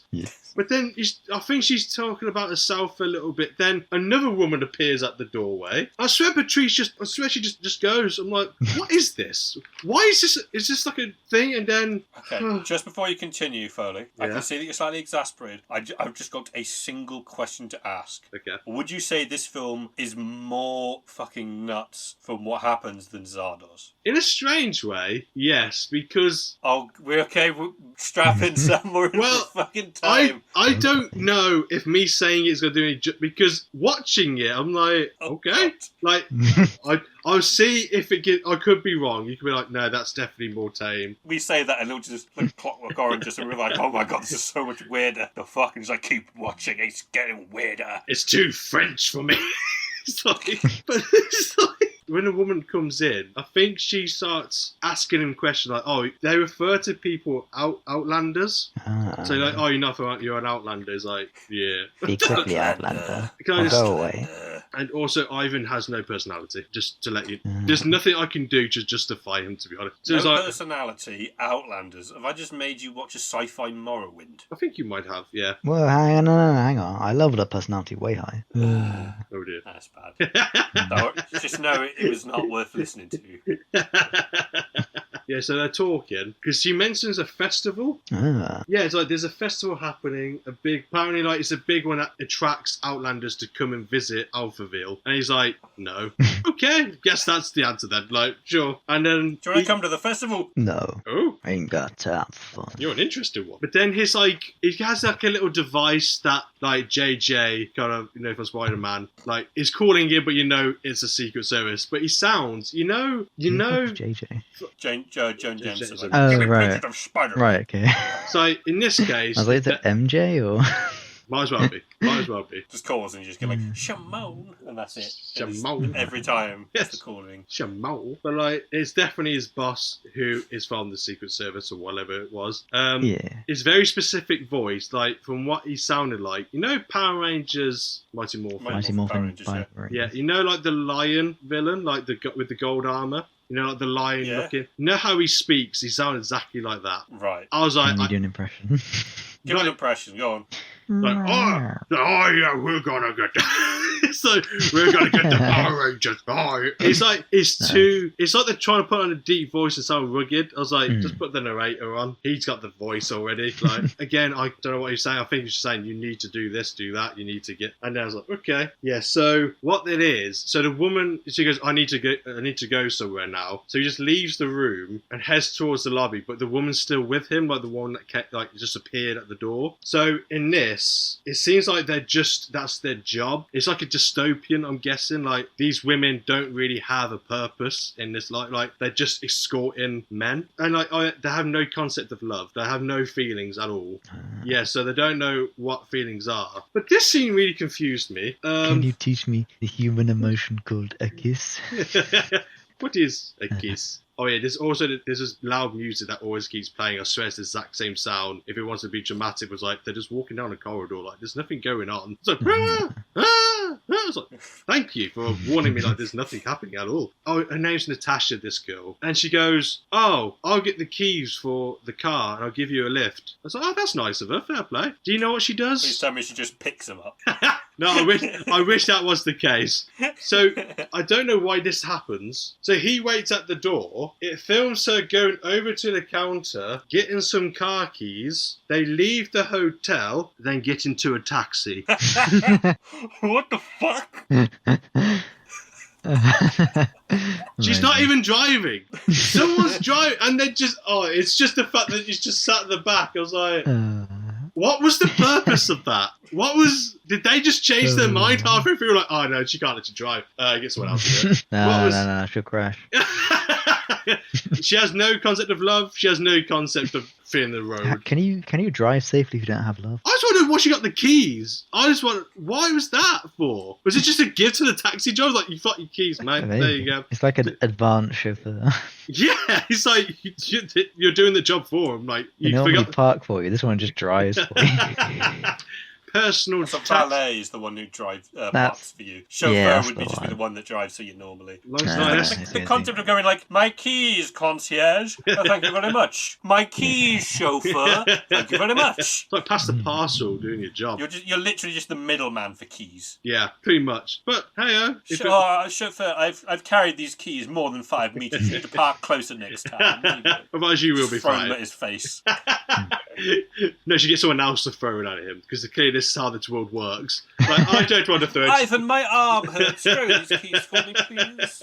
I'm too exhausted from walking. I am a boring, emotionless man. I will throw these keys for you. Oh, get the keys for you. And he's like a proper baseballer, just like just swinging straight at Winds them. up. It's like he's so lifeless, but he comes to life and he wants to throw things at people like ah! That's what he Minimal thrives movement, for. minimal effort for everything else, and then just go back to wind up. like a But walking as soon song. as he gets the chance to throw, it's just there like, a game time. Don't get to publish this in the newspaper. There's that thing where it like zooms in, just shows only his eyes looking intense. Game The time. key that gets lodged in the eyeball of the chauffeur, and he just goes, ah! And then it just cuts to them in the back. Just not reacting. It's like, oh dear, what seems to be happening back there? We're going to crash. They're just driving along talking in the car, and occasionally you see like the lights from sirens just flashing past the window. They still won't react. But like, Yeah, there seems to be a just disco carry on. going behind us. The guy in the front is still screaming. There's just soundproof glass separating them. He's like, ah! Just blood dripping from his eyes. He's just like, hands are gripped onto the wheel tight. And There's it's that like, thing, you know, where occasionally like with something strange is happening in the backseat, and you see the taxi driver just like you see his eyes just flickering up to the rearview mirror. Oh, You yeah. just see that, but his eyes just bloody as he's a looking bloody like, one, and there's a key that just flicks towards it as well. It's just with just one like, eye, the key just what's like, going on back there? That'd be awkward getting the keys, like getting the car started. If you got the key in your eye, you're like, oh, let's do it. Let's just. That's well, what he that's gets the out thing of that his they don't eye. even tell you. It's just a button push to turn it on. They don't need the keys at all. So- The keys Yeah. were entirely symbolic. So, Just mate, do we're that. in Alphaville. You don't need a fucking key. Just punch the fucker. It's Yeah. like, Alpha! It's like, just punch start. Oh, this the way is. that you get this car started is you flex. Oh, guys, can I say this is my favourite interaction for the entire film? So, oh yeah, sorry. This is where Ivan says he works for a newspaper. The scientist he wants to talk to, like I mentioned, is called Nosferatu. Oh, that's heartwarming, and it puts you at Bodes ease. that well. makes. Bodes well. I was spoiler alert, he's not a vampire, which I was very disappointed by. I Oh. thought, That's the fucking point. Turn That's the the film fucking- off now. yeah, exactly. Who Oh, cares? I know, but it gets better. So he finds out. Does it? Yeah. So he finds out. Yeah. Vladimir It's a- Nosferatu. He finds out that it's Natasha's dad. Don't ask me Yeah, that's how a it came. I tried to read subtitles. It happens. So he asks her if he could like arrange like a meeting with him, and then she goes, which I don't get. She kind of like the way she talks. Like she keeps in contact with her dad. Like they have at least a relationship. Then she goes, "I don't know. I never seen him. I'll ask." What? What? But I was like. What's going on? I'll ask. I just love that. I've never seen him. I asked her. I was like, "What?" So I think she said. So she's like, "I pretty much can't guarantee that." And then he just goes, "This is where I leave you. I get out here." And she goes, "Here." He goes, "I've changed my mind," and just gets out the car. He's like, "Oh." I was like, "Okay."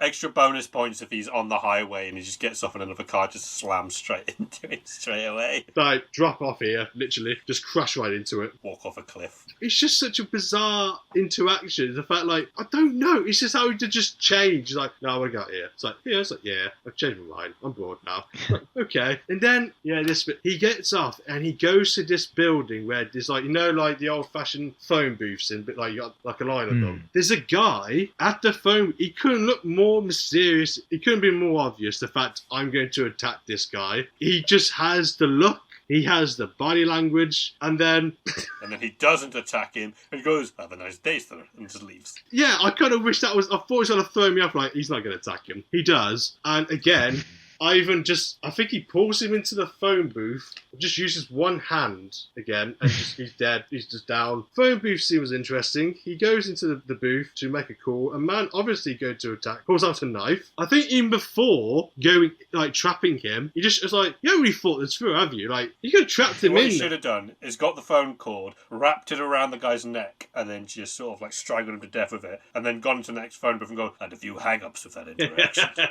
Got a bit tired It's of just it. gone another phone call. They shook me to the cord. No. I like that one, that's good. The thing is with Ivan, he just has to get it over and done with quick. He's just like, boom, there you go, done. And then, yeah, just punch, one punch and he's done. One punch man. I feel like he's in the wrong movie. He should be in like the middle of like a really intense action boxing film. And he's just gone, this is the only film I could get into. So I'll go here. I will break you. I'll break you one He punch. says. Instant death. And the thing, he makes a phone call, then he goes to these apartments. Then I think he's searching for someone called Mr. Johnson. I don't know who it is, but the people already there, they're saying he's not here, he'll be back soon. And oh wait, and he just sits down, and they're like, one's doing like reading like really shitty poetry. I think another guy's like smoking weed, and this woman, being as they are, like kind of like they're spooning over him. Like because it's a French film, I couldn't tell the main actor wrote and directed this because I feel like that's the kind of Tommy Wiseau kind of thing. Right. And but he didn't. I was like, I'm quite surprised by this. She's like spooning over him. Yeah, so Henry or Mr. Johnson comes back. They seem like old friends. They seem to have a history with each other. And so the guy's And he actually... goes, it's a pleasure to meet you, finally. What? We know Jim for years. What the fuck are you talking about? But he's like, I know what you mean. he's like quite an overweight bloke. He's drinking alcohol. He's like, oh yeah, Ivan, let's go upstairs. Let's talk business. Yeah, and like then one of the people, like his housemates or whatever, just goes up to him and goes, "Hey, why don't you commit suicide? Something adaptable or something." I was like, I was like, what? I was like, what? And then even Got it. Why don't Ivan, you make yourself useful and jump off the bridge? it's just the way Ivan went, do you mind to say that? So even Ivan's like, no, hold on a second. Like, and then he's like, oh no, he just says these things. I'm like, okay, this place You is shouldn't. clearly just What the too, fuck is wrong with him? it's just too weird. Like, and but they go to like this really crappy like top room, like an attic-ish room, and they're talking about someone called Alpha 60, and it's kind of briefly mentioned like, oh, it's a powerful computer. Ivan's trying to get information, and I think Henry has some kind of like, I don't know if he kind of works within the research facility. So he's like, oh, I got a bit of information for you. Then like, there's a knock at the door. He kind of gets Ivan to hide. There's like a wardrobe, like a really shitty wardrobe. And to hide him, what they do is they just open the wardrobe door, and Ivan's just behind it. Well, it's still open. Yeah, and Nice. when Henry opens the door, it's that woman who's spooning over Ivan, but he's like, it's all over Henry. They just go over to the bed. I was like, are they gonna have... Cuck? Yep, it's like that. And like, then like there's like you hear moaning and everything, and then he just... Ivan does his thing, where he comes out, he just starts taking pictures.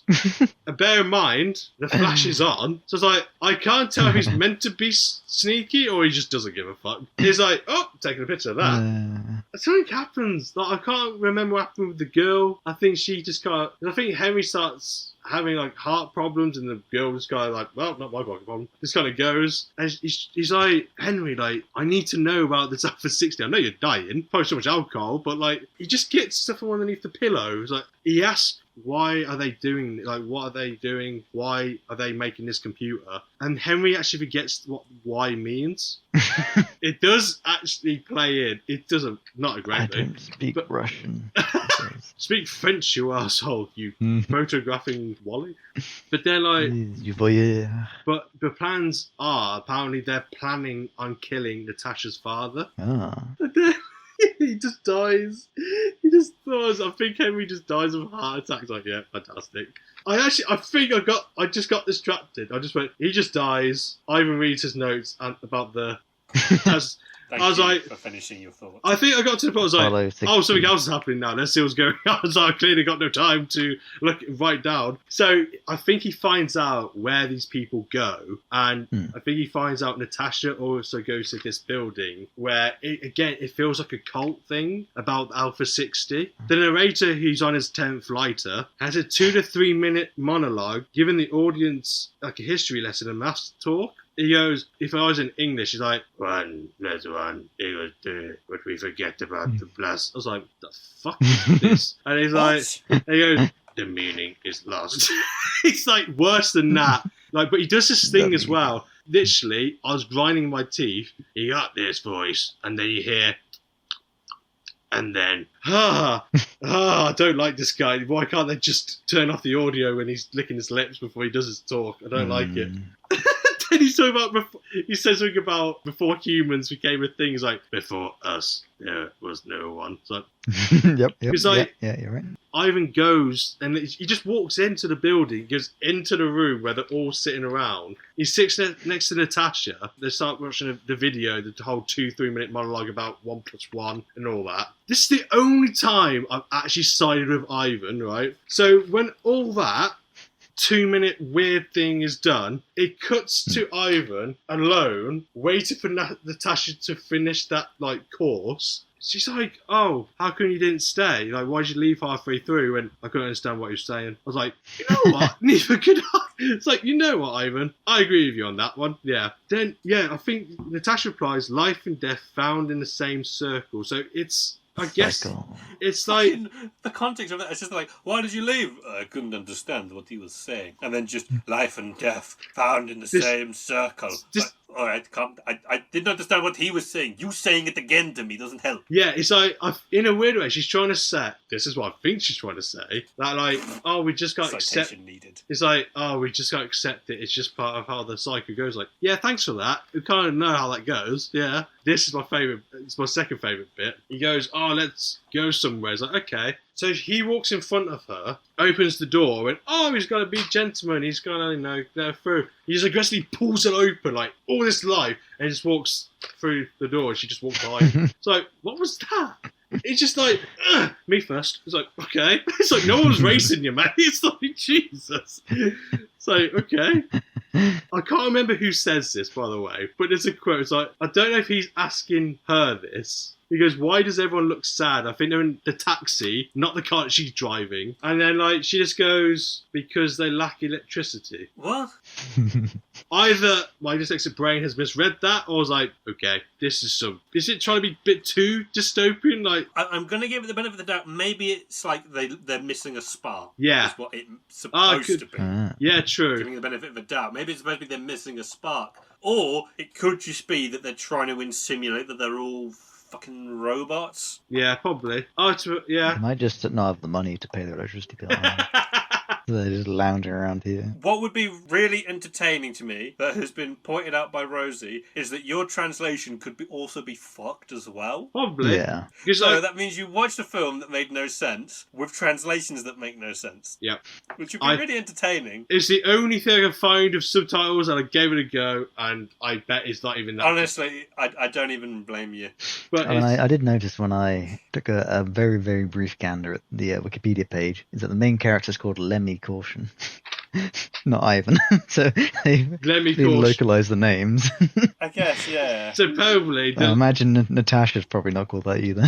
No, She is. Is she? Oh, okay. That's good then. Yeah. What's It the says kid? Natasha von Braun, and there is But no only- Ivan. Unless then that's his fake. Unless that's his fake name that he uses. But then it could be. I swear they don't bring it up ever again what his actual name is. But I'm going to sit to Ivan because that sounds Russian as well. Yeah. Well, I started to see a pattern now. So I probably watched. You just be I- Lemmy. I've watched the right film but the wrong dialogue. Go Well, you know. But It's probably Well, better though. plus one is two. Oh. You forget about the plus. Oh, because I realised as well, the best way I could describe it, I completely forgot this. So the narrator talks again, couldn't listen to what he was saying, he just kept giving me a migraine, and then it sounds like a kid burping the ABCs. What?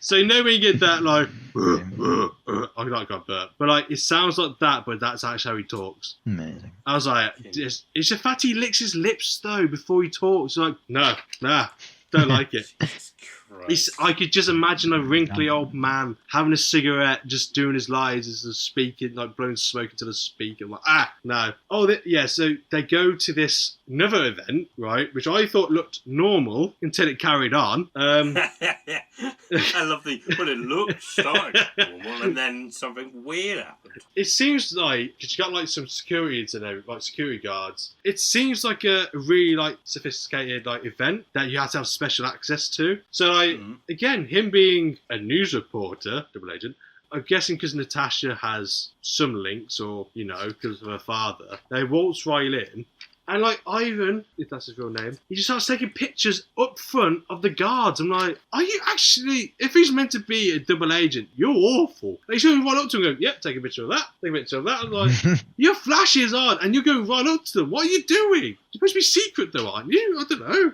Yeah, he takes pictures of a random model with a number on her head. She just walks, he's like, oh, take a picture of that. I'm like, why?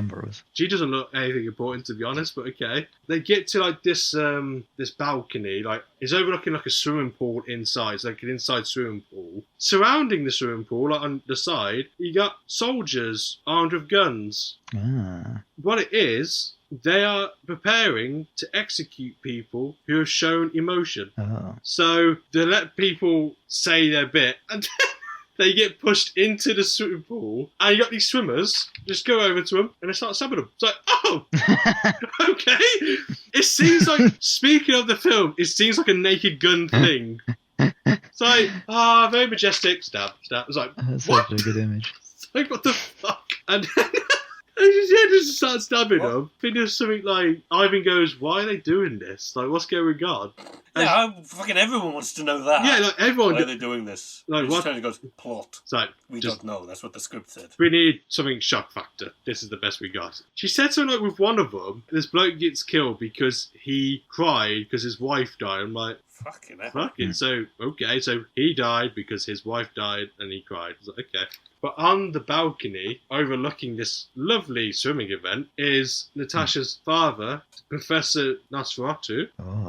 He keeps asking, like, oh, I want to speak to you. I want to go to a private. He's like, I don't want to speak to you. Like, I don't know you. It's like kind of thing. He gets the guy, like, I think he follows, because, like, he tries to walk away from him. And Ivan's just like a paparazzi, like, probably with his camera. Like, oh, but I want to speak to you. Like, I work for the news. I look for the newspaper, you know? It's like, I don't know you. He gets his guards to, like, beat him up and just put him in the lift. Like, very efficient. I like it. Fair enough. He doesn't waste any time. Like, you know, it's like, I don't want to speak to you. Put him in the lift and beat him up. But what they do is they don't, it's what I say, I get lost. So I thought they're throwing him out of the building, but they bring him further into the building, like where it's like offices, and then he gets put in a room where he's interrogated by a light because it's very low budget stuff. Like, so he's got the guy burping the APC's voice. So he's the computer, and he's just asking him all these questions.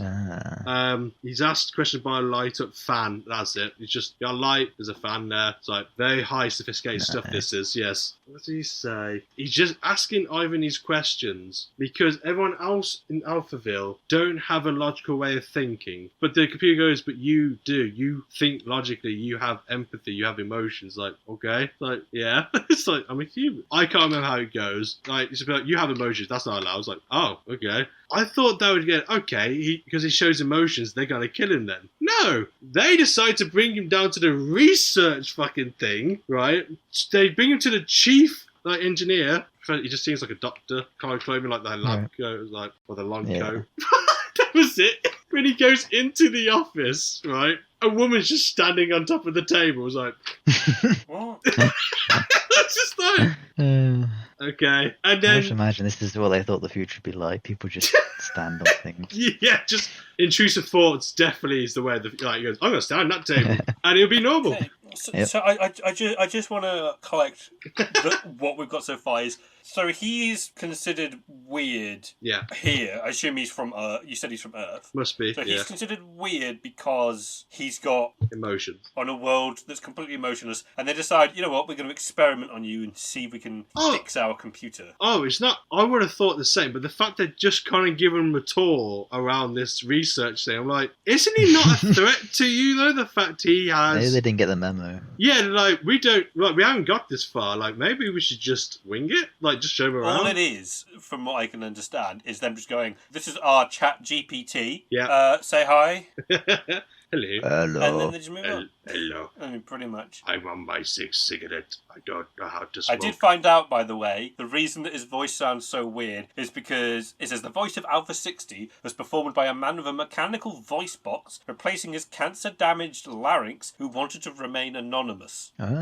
Which is why his throat sounds so weird. Which is cool, but damn, that sounds cool. Well, I want to find this man, probably his grave now, and just go, you made me watch an hour and 30 minutes of dribble, and your voice did not help, but I hope you passed away peacefully. Not painful. Just want to say you caused me some pain. Not as much pain as you did, but pain. A lot of pain. and so... But yeah, it's pretty much like you think differently to us. So I think what they're trying to do, they're trying to kind of like win him over. The chief engineer was like, people saying the people in Alpha 60 only think logically and strategically. Ivan doesn't, so he is forced to see Alpha 60. But I was just like, I don't get what's going on. Like, the people died in that swimming pool because they showed emotion. He's shown way more and way more of a threat. He went, yeah, let's just show everything. Fuck it, let's just do it. It's like, yeah, that doesn't seem... Maybe it's because they were already perfect and they degraded into being pathetic emotional beings. Yeah. Whereas he was always... And he's from Alpha-World. Yeah. So maybe they can corrupt him and see if they He's can an change. outlander. Yeah. Well, this is the part where it really threw me off. When they start showing him Oh, great. where all the magic happens, like all the machinery and like, you know, they reveal that the man attacking Ivan at the beginning was part of a psycho test. A psycho test. When asked... As in, test how they react. Yeah, I guess is like how they solve this kind of like incident. And he just kills him in one punch. Yeah. This game starts it. I'll probably paraphrase, I think I am. Because when asked why did he shoot the man, Ivan replies, oh, so I think he did shoot him. It just happened so quickly, I couldn't. So I think he does shoot him, but he just goes, I'm too tired to be able to fight, so I shot instead. Nice. He's so done with just life. He's like, I really couldn't give a shit. So I just wanted to take a bath, to be honest. And like, this guy interrupted me. I was like, you're not ruining my bath evening. No, sorry. Ruining my bath. And then you find out that Alpha 60, like the AI machine, has a plan for destruction. Ordinary men are unworthy and don't understand the knowledge. The thing is, like, so that means that everyone's going to die then. And they're aiding this. You are all going to die down here. Resident Evil. Yeah. It's pretty much what it is. Like, you're going to die. But cheers for helping me set everything up, though. It's like, yeah, great. Cheers, mate. Yeah, fucking hell. He just like goes to this computer and he's like, you like to beat around the bush. Me, I like to play fastball. And he just pulls a baseball out of his pocket and just launches it at this computer as fast as he can. They spent that, did you? Psycho test. Psycho test. Like, okay. I don't like this game anymore. I think Ivan and Natasha in a room. I think they're still at the place or something. But it's revealed that foreigners are brainwashed into their like Alphaville's way of thinking. Yeah. Like, for those it has no effect on are simply killed. They get So why don't they just kill him? Yeah, exactly. You don't. I have a theory. Go on. It's because he's a journalist. Ah, yes. But it's like, oh, he's got a press pass. he's a So he can weak-minded. see all this stuff. Weak-minded. I mean, that could be right, because they want to go and get other people to go there, and if they have him speak logically, he'll potentially say positive things about the place to get more people to go there. See, that sounds like a really good idea. Really good. Shame it wasn't in the film. But it wasn't in the film. So it's revealed, people come there, they get brainwashed into their way of thinking. If it does not work on those people, they are simply killed. They get electrocuted in chairs while watching a show and dumped into bin bags. So I'm not joking. It literally just shows people going to like a movie theatre. They sit down. I think they get electrocuted. Then it kind of like the seats kind of drop them, and they're just put into bin bags. Like, oh, okay. Like, See, that's way more efficient than gas. put a show on, put a comedy on. They won't know. Makes it go on laughing. Baby. Hello, my honey. Hello. You're in a bin bag. No, that's not part of the. It's like, I don't remember it doing. it's like, oh my god. Imagine if it doesn't work, it's just literally like a little, I don't know. After it's like, oh, what was that? That really tickled. Like, oh shit, more power, more power. Increase the voltage. Or what it is it's just like a live experience, and you're just watching like all of the Green Mile. You're feeling really sad, and as soon as John Coffey starts to get his fucking electrocuted, you get electrocuted. So like, oh my god, this is really realistic. I really feel for this character. 3 sponges for everyone. Hold on tight. Put them on. You don't have to wet them dry. Like, do it again. It's like, Green Mile this bitch. Just imagining the He's dead. that Home Alone He's thing dead. where it gets electrocuted and it's like just Looks that. like a skeleton with like a Yeah. It's like, let's make sure they're all dead. Is he dead? Yes. Is he dead? No. Shit. it's like, damn. He's still in a bin bag though. Let's just pick it up and swing him around for a bit. Slam him against the wall. I don't know what I put. Natasha appears in Life is really dull. So you need to put people in the bin bag. Let us do this. One bin bag plus another bin bag is 2 bin bags full of bodies. 2 plus 2, no, 1 plus 1. We forget about the plus. We all came from the plus. In the beginning, there was What no you one. don't understand is that we need the bodies in the bin bags. Recycling is good. Soon, there will be no one. We turn them into fertilizer. Fertilization is good. Before the destruction of Earth or Alpha 60. We need the bin bag. Bin bag. Bin bag. Bin bag. Oh shit, the machine's broken. Smack it. Bin bag. Get the Why baseball. did we obsessed with the bin bag? Bin bag, recycled. Like, oh shit. Uh-oh. I put the next note. Natasha appears in multiple rooms of Ivan's apartment or the room. He tries to throw her out. I think the way it's filmed, she just appeared, like teleports in the room in multiple places. He tries to throw her out. She's like, I don't want to go. Then orders her to call the front desk and order breakfast. I'm like, oh, okay. I love that. It's like, get out. No. But leave. No. Okay, let's have breakfast. It's like, get on the phone. It's very French. It's like, I want you out of my apartment. No. But what about the croissants? Oh, the croissants very good. Ah, good job. Croissant first. Good job. Oui, You like get it. on the phone. But what about the pan au chocolat? Oh, yes, we need the pan au chocolat before you leave, yes. But what about the baguette? Oh, yes, we need the baguette. You get the baguette as well. We need the baguette. Right, Yes, down. yes. I'll take a picture of you eating the baguette. For the newspaper, I need to publish it. I need something for the newspaper. Pose with the baguette. Now pose with the croissant. Now Now pose. open your mouth. It is angry at you. Oh, dear. You are sad with it. Now let me take a picture of you playing with yourself with the baguette while I watch from a cupboard. While I stand behind the door of the cupboard. I am now invisible. Get I your would hand- flash you if you flash me. Now put the baguette in the bin bag. In the beginning, there was Flash.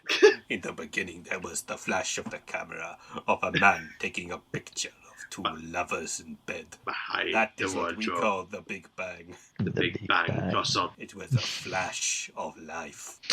Ah, savior of the universe.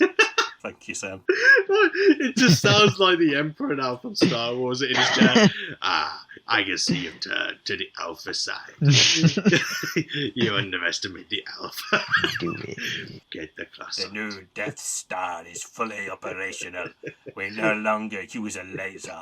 Instead, we put a giant bin bag around a planet and blot them out from the sun. Yeah. I am not armed with pastries. Do it. I'm not armed with pastries.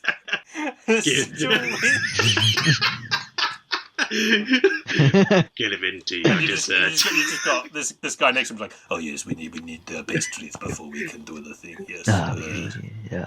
yeah, that we. Give into your hunger. I know you want the croissant. Very limited emotion. Unlimited croissant. Yes. Once you taste the croissant, you can return from the croissant. Your father has suffered the same Truly fate. understand the dark side of the croissant. Dark Side of the Croissant sounds like a parody of a Pink Floyd album. Is there a pan of chocolat out there? Just in the middle. Fucking No, stupid It shit. is all destroyed. So, my next note is the woman when Natasha says, "I'm very well, thank you." She just says it. I forgot. So I just saw. I was like, "Oh yeah." She just starts randomly saying it. He's like, "I swear he insulted." He says, "Oh, very well, thank you." He's like, "What? Like that? Why you? What, that makes no sense to what I've just what." Okay, now. I think he did. This is the point. He gets a bit angry, and so he tries to throw these words at her. Emotion. He goes, Natasha tries to understand the word conscience because the words are replaced by new words because they are forbidden. New words expressing new ideas, words disappear. So that's why Henry didn't know the meaning of why because they can't use that word anymore. It's just replaced with another word. Question. So I was like, what? Wherefore? So what the fuck does that mean? What? So they're just because they don't use that word, it's just forgotten. It's erased. It's replaced by a new word. I see. And then This is some dystopian or Orwellian wanky bullshit. But the more Iron tries to force it, you do know the meaning of these words. I just put, Natasha believes she was born in the outer world, so she wasn't originally from there. When her father was exiled in 1964, a year before this, they moved to Alphaville. What did she tells a shit joke to make him laugh. I forgot what the joke is. I was just like, why is this in there? I was like, I guess to show she's coming more human again. I said something about bread, and I was like, I don't care. I thought it was going to be there. Knock, It was be there like, Natasha, I barely know you. Then Croissant, I've got a few. I've got 4 bin bags full. I can't. They let me keep them from the office. Keep me from the yappies. I think my writer just got bored because I just started giving up with this film. Honestly, it's a fucking weird film, and I don't blame you. Yeah. I can't admit what. Oh, sorry. Yeah. So I think. Yeah. Okay. So what happens is I realize what I've put. Well, Natasha's trying to tells this really crap joke, but then you find like all these agents or the bodyguards come into the room, and he's kind of like saying, "Oh, you kind of betrayed me, haven't you?" She's like, "Yeah." It's like, okay. And then like He stands up and just punches them all in the face once. They die. It's like, well, you know what this means. One punch. It's like, oh, he's too powerful. He's beginning to believe. He is the croissant. Beginning to emote. So what they do, they bring him back to the AI again, the fan and the light, and he gets interrogated again. What he does, I think he just kind of has enough because I think he's just saying, he just throws the chair at it. It's just I like throwing things. He literally's like, I've had enough of this conversation. He just walks out of the interrogation room, gets the gun out, and just guns down everyone in the building. It's like, oh, okay. Like, he actually does. Yeah, What? he just starts shooting people. Like, he's like, okay, I've had. It's like, you brought me back here, I don't care. It's like, starts shooting everyone. I think the AI or something goes, oh, the exit is blocked. Doing, we'll see. And I reference Shaun of the Dead because he just kind of like breaks it down. I was like, okay, no, one punch. It's like, is it? It's like, no. And then this is what I don't get. He confronts Professor Nosferatu, and then like kind of tries to negotiate. He chases him into this room, and I think he sets the timer for the destruction of Alphaville. And then he tries to like say, Ivan's like, oh, why don't you come back to Earth? Like, come back, you can leave the space. Like, no. I think he shoots him. No. It's like, no, it's too late. Hey. I think he shoots him. It's like, okay. It's just like the sequence has already started. So it's like, well, this is just not gone right. And then he goes, oh, I need to get out of here. And for some reason, he just casually walks, just with swagger, just. In a way, he's kind of doing like the best jog I guess he can do, and I think he gets Natasha. But what happens is, because everyone on Alphaville, because they're affected by it, whether it's being initiated, they're just spinning around in a circle or bumping into a wall. It's like, what the hell's going on? So like, obviously he just runs past everyone. He's just jogging past and just. It's like, well, fuck it, there we go. Headshot as he goes past. Yeah, it's like, it's like completely unnecessary punches. Like, yep, you're gonna die. It's like, so he attacked me. He goes spinning around in a circle. No, he was coming at me. He had a knife. He had a pen. No. And then like the key out of the eye of the chauffeur and just throws it at another guy for good measure. The chauffeur's just driving around in circles. It's like, shit. Just doing donuts. And then just catch him and they're like, I'm not affected. I'm just doing donuts. I'm just doing donuts. It's cool this way. And then they get into another car, which they do drive themselves. And through dialogue, I think it says they managed to escape from Alphaville and travel across the galaxy. To remember, right, I explained all this. It sounds all futuristic, doesn't it? No, it just looks like as it did in the 60s. Just, all-star buildings, cars. Like, they really put effort into this. Not even a little bit of effort. It's like, it just all looks... Because it's in Paris, you dickhead. Of course, they've always been a bit too futuristic, of course. Yes. A bit too depressing as well. Yeah. But it's like, it's just going down a highway in a car. It's like, I'm glad they travel galaxies. I don't know. And then, as they're driving, Natasha says, you, love. So she's like, she finally says... He just turns around and just goes, shut up. Shut up, you stupid woman. It's like, no. And that is it, really. Yeah. The crazy broad. Yeah.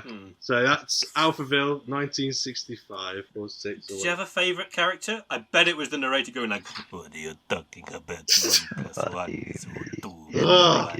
No, there's no No, narrator. he's my. No, I there's no narrator. no.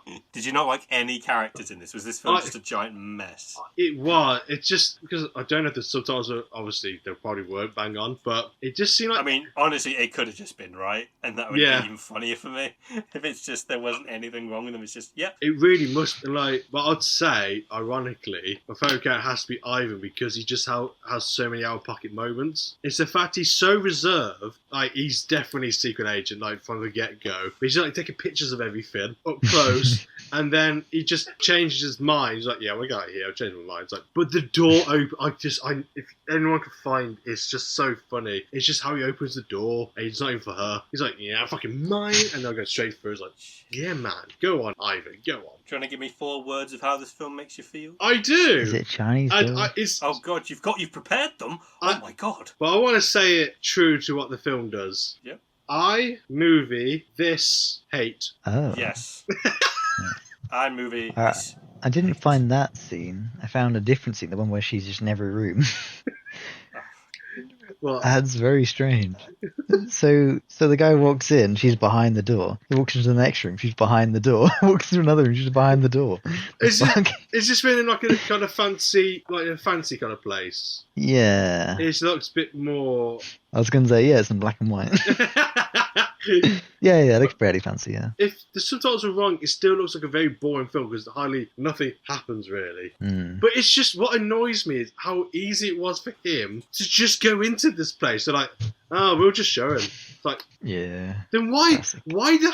why does Henry have to hide these plans under his pillow when he's having a heart attack? Why does it have to be secret? Just walk in. It's just nothing. It's just like it sounds like there was like no drama, no actual conflict in this movie outside of him just kind of turning up, seeing what's going on and going. Yeah. Like if he's allowed to just sort of leave some of these rooms and things. He one-shots quite a few people. Yeah, the conflict is over instantly by the sounds, or like very quickly for the most part. It's like that Trey Parker and Matt Stone saying with like story beats where he goes, this happens, but well, I think it's like you don't want to change it so that it's like this happened and then this happens. Yeah. You're like therefore this happens this happens. Like, yes. You want cause and effect and then cause and effect. But you don't want to just go and then. He's like he goes to the hotel, then he gets attacked, then he gets a taxi, then he goes to a phone booth, then he goes to see this guy Henry, then he starts taking pictures of them having sex, I don't know, and then he goes to see Natasha at this really secret cult and thing. it just goes on like that for It's ages. just, I don't. but it's like, do you know? I'm not lying to you. Do you know how hard I fought not to fall asleep during this film? I was like, yeah, there can't be that much longer left. I was 20 minutes in, like, oh fuck me.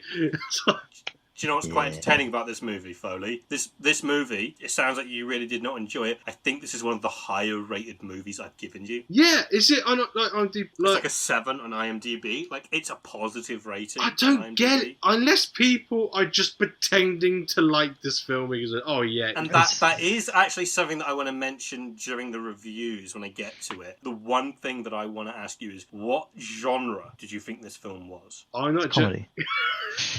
It might as well have been. You joke. That's one of the first things that's listed on IMDb, and when you Google this film, that it is a comedy. So you trying to say to me that this was kind of like a spoof thing? Or... I will get on to that later. But for now, I'll let you stew in that and think about that. First, we start with the reviews for Sergeant Squidley. I've got a note here that says, it was about as difficult to find reviews for this as it is to spell Sergeant. Yeah. Yeah. So the first review I've got is by Snap Grapple Pop, which is a recommended review, which is a genuinely amazing game. It's a mix of old school point and click, TTRPG dice rolls, and other games types I won't spoil. This has an astonishing amount of detail, and it's fun to keep going through again and again. Made by a single man, maybe. Yes, yep, this is a review by CD Utson TTTV. I think I've used one too many T's there.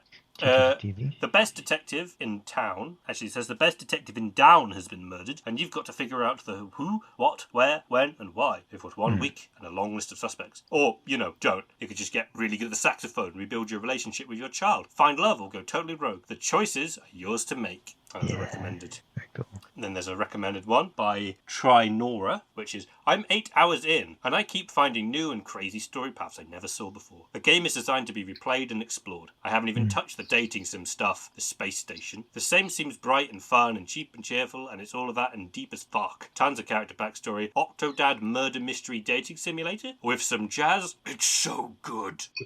Yeah. I will say Steam reviews are a little bit slim picking, just because it's not a very well-known game, but I found a couple of other reviews. We're told that there are 7 days for the former traffic cop to solve the crime, and you do so by choosing how to spend your days. You can upgrade your skills, look after your core stats, and the outcome is based entirely on how you spend your time. Almost like a true dating sim. This is Tokimeki Memorial, but with more crime, and probably a lot less dating. Regardless of its classification, Sergeant Squidley, Space Cop, is aiming to be an open-ended experience. Through your choices, Mr. Squidley might reconnect with his strange son, follow his sax dreams, or maybe become a super cop of some sort. What's important here? Sax dreams or catching a murderer? I think the choices are obvious. Yeah. That's by a professional review this time by Zoe Handley from Destructoid. Destructoid. The next one is a PC Gamer review by Sean Prescott, which is 5 new Steam games you probably missed, is the article. Here's a 90s style point-and-click adventure game with beautiful, vivid visuals and a protagonist who is a squid. Not only a squid, You're but a playing cop point and squid. click, but you don't point and you don't click. Yeah, I mean, I think like it's I just use like the an controller, adventure right? gamey type thing. But yes. Sergeant Squidley specialises in traffic duty, doling out speeding fines and stuff, I'm guessing, till he's suddenly promoted to investigate an underworld criminal case. This fish crossed out, squid out of water situation is rendered more severe by a host of factors: a vengeful ex-wife, child rearing, and some unspecified dark secret harassing the town. She was pretty chill when I was playing it. Maybe this guy just ignored her constantly. Maybe. This is a point-and-click adventure, but it's also a decision-based RPG of sorts, with stats, branching paths, and the ability to become a jack saxophonist. Nice. Yeah. A lot of people like to dwell on the sax part. Yeah. To be fair. It's a highlight. And the final thing I've got is an image, and it's that corporate needs you to find the difference between this picture and this picture. They're the same picture meme, except one of them is Sergeant Squidley. He's got double finger guns, and he's got his disco outfit on. Yeah. And the other one is the main it's going to character. be from Wreckers. No, it's the main character actually from Disco Elysium. Oh, okay. Doing double finger guns and looking incredibly worse for wear. Ah. That one is also by Trinora, actually. And here we go with the Alphaville reviews. Oh no. The first one is by Lash Osborne Simmons, and it reads, Amazing movie. Think the Maltese Falcon mashed into 1984. Addictive film noir with fascinating and incomprehensible, at least to me, science fiction elements. While the action occurs completely within the title city, characters speak of distant galaxies as if they were situated mere miles away. In fact, it seems as if the hero of the film can simply drive his Ford Mustang to other galaxies. Yet the movie is set in a world very similar to our own, as the hero speaks of serving Guadalcanal during the Second World War. I think that is actually a place, and I just don't know where that is. I look forward to seeing it yet again. Oh, wait, so he's young. He was in the Second World War. So when is this set then? Wait, you said it was 1965, wasn't it? Right? Well, Wait, what? no. Wait. So the film came out in 65, but this. The guy was exiled in 64. And it's maybe set in the 80s? So it's it could like literally be set 80s, in 90s then? Yeah. Wow. They were optimistic. Fucking hell. I mean, Intergalactic travel. this next review is so good. I need you to prepare yourselves. This is a review by Daniel Martinez. Just get ready. Okay. And this is a Google review. Previous one was as well, but this is, my God. This movie was my introduction to the world of avant-garde movie making. First watched it in 1969 in Austin, Texas, and I was impressed that there were other ways of making movies besides what I had seen from the Hollywood producers. Unbeknownst to me, there was a goddess named Catherine in the audience. Saw her and even briefly spoke to her immediately afterwards. And then she disappeared among the 40,000 students at the U. Never saw her again. I found out recently, much to my dismay, that the goddess of my dreams had died 34 years later in 2003. If only I had the courage to maintain the conversation when she spoke to me that September morning outside Jester Auditorium. Now she is gone forever. One of my greatest losses. And that is what Alphaville means to me. Oh my Aw. god. Like, it's very much a bless, but My. the majority of that review, man, is just about a woman that you saw outside of the film. He must be old as fuck at this point. Yeah. Yeah. He's still thinking about Catherine. That he spoke to like a few seconds. You think he was the guy in the voice box? I am He dead. could well have been. My This love. is Catherine is dead. And now I we're am moving on dead. to Sorry. we're moving on to LinkedIn letterbox from the reviews. past. The first review is a 3-star one by Susperalium, which is Alpha 60 needs some strepsils. Oh, straight to the point. Three Is this and a 3 out of half. 5 or 10? It's out of 5, I presume. believe, from Letterboxd. Yes, Oh, it is. okay. 3.5. Watched by Mark Singer, which is casting Paris as the centre of this bleak dystopian society, and then shooting it without a single futuristic set or special effects is a sick burn. Okay. This is a 3-star review by Raphael Mr. Movie Jovine. Now, why do I feel Goddard was just whipping his dick all over my face? Straight face emoji, straight face emoji, straight face emoji. Jean-Luc Godard does a loosely adaptation of Fahrenheit 451, except instead of a group of evil rulers, we've got a HAL-type machine making sure books and art completely disappear and people basically become machines. Goddard does a nice job bending sci-fi with film noir, though it never reaches the same highs that Blade Runner, though it's a good starting point. There is some nice production design, and Lemmy as our lead is pretty good. Ivan. Which is something else I wanted to mention. He's called Lemmy Croissant, or Lemmy Caution, as it says. Not Ivan. Lemmy Croissant. Yeah, Croissant. Lemmy I Croissant. wonder if you just Maybe. said Ivan as like a fake name then in the hotel. I just got stuck with it. But Maybe. I reckon they just translated it to Russian and they changed I think the they name probably to that, did. and then translated it to English. Yeah. To It's Russian like, and English. but I'm not going to change it. They can read it. Watched a localized version. Must have done. That's what happened. It's the only thing I could find is the fact it was on Amazon. They went, yeah, we don't do subtitles. I reckon it's got 2 layers translation. That's why everything's so weird. Probably. Yeah. They got no electricity. Yep. The review continues, it says, sadly, something about this movie feels rather amateurish. Less like the product of an auteur or big filmmaker, and more like a student film. There's some stuff with like equations and math, and all of that feels very random. And all the dialogue and execution of the script is just messy and borderline masturbatory. That's them spelling. That's not me. Did they do the All in all, subtitles? probably. Yeah. All in all, a nice take on the sci-fi genre with very great ideas that would fully get better fleshed out a few years later. And then there's no stars in this one, but there's one by Emma Stefanski, which just says, French detectives are always grabbing each other by the lapels. Oh, very French. These are all anonymous from Rotten Tomatoes next. We got 3.5 stars. Took a while to warm to however this French Orwellian-style nightmare shapes into a decent watch. Whilst following a similar structure to the likes of 1984, it still retains enough style and inventiveness to ensure it doesn't end up a flabby clone. Flabby clone. Flabby clone. We got 4 stars, which says Alphaville is the anti-Avatar. Okay. And another Okay. review, it's 3.5 stars, Which is one? a gorgeous mood film. It left me feeling very little for any of the characters. Yes. Yep. And there's a 1-star review from 2017 that says, the kindest that I can say about it is that it has aged tremendously bad. And I stop here because it would be disrespectful to add anything. Brutal. Well, Brutal. Yeah. And then we've got Berlin's Alphaville plays simple-minded, obnoxious synthesizer rock. On Forever Young, the trio's slickly polished songs and vapid Right. English lyrics, big in Japan, the jet set, are at best inconsequential, but often overbearingly dumb. That is a review of the band Alphaville. yep. Forever young. Forever dumb. Here is the Reddit comment that I was talking about to round us off from Once More with Gusto. And the comment is as stated. I had an interesting experience with this film, reviewing it for film class. I hated it when I watched it alone. Just couldn't get into it. Then when presenting it in class and showing clips, people were laughing. I hadn't realised it was funny until I was watching it with people. The screening context is so important. I still can't say whether it was good or bad, but I can say it was profoundly different watching it alone.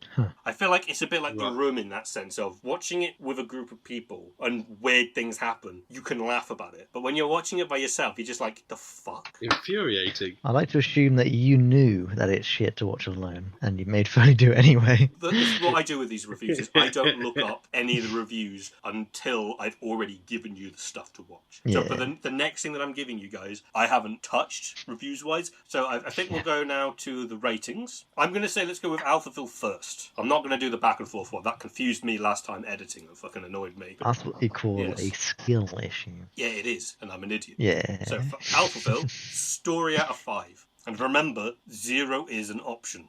0 is always an option. Yeah, 1 + 1. I can't. Zero. You're going with 2 for story. No, Interesting. no, no, no, No. no. objection. Yes, I sir. kind of want to say at least a 1 because at least they tried to do something, but not well. Oh, dear. It's one of those like you think about it, but not for the right reasons. Design? 0. Oh my god. Ooh. I mean, it's just fucking Paris, isn't it? The fact he's just got a normal car. I get what they're trying to do, that they're trying to make the sci-fi concepts relatable to the mundane. Yeah. But even so, fuck that. I don't. I really couldn't. Like, if it was meant to be a comedy, to me, it wasn't very good. It just worked because, well, I don't think it actually works, but I just love the out-of-pocket moments. If it's meant to be comedy, that will make more sense, like if it's meant to be kind of like a parody sci-fi noir. But I don't believe that is the case. I think they really did try. I don't think it's outright parody. I think it's satire. So it's trying to maintain a level of seriousness while kind of mocking other things rather than going to the outright parody. Right. I think. Obviously, I think Jean-Luc Godard is dead, so I can't ask him or email him. That's a shame. Not with that effort. But even if I did, he would respond in French, so I wouldn't get it anyway. Can you tell me what you meant about this movie? You just go, no. And I'd be like, oh, I understand what you're saying. No. Je parle pas anglais. They're Croissant. like, that's got to be some deep thing right there. I wonder what it means. Croissant, Eiffel Tower, ads. Brilliant. Character? You've insulted me in my bloodline, big friend. I'm going to give it...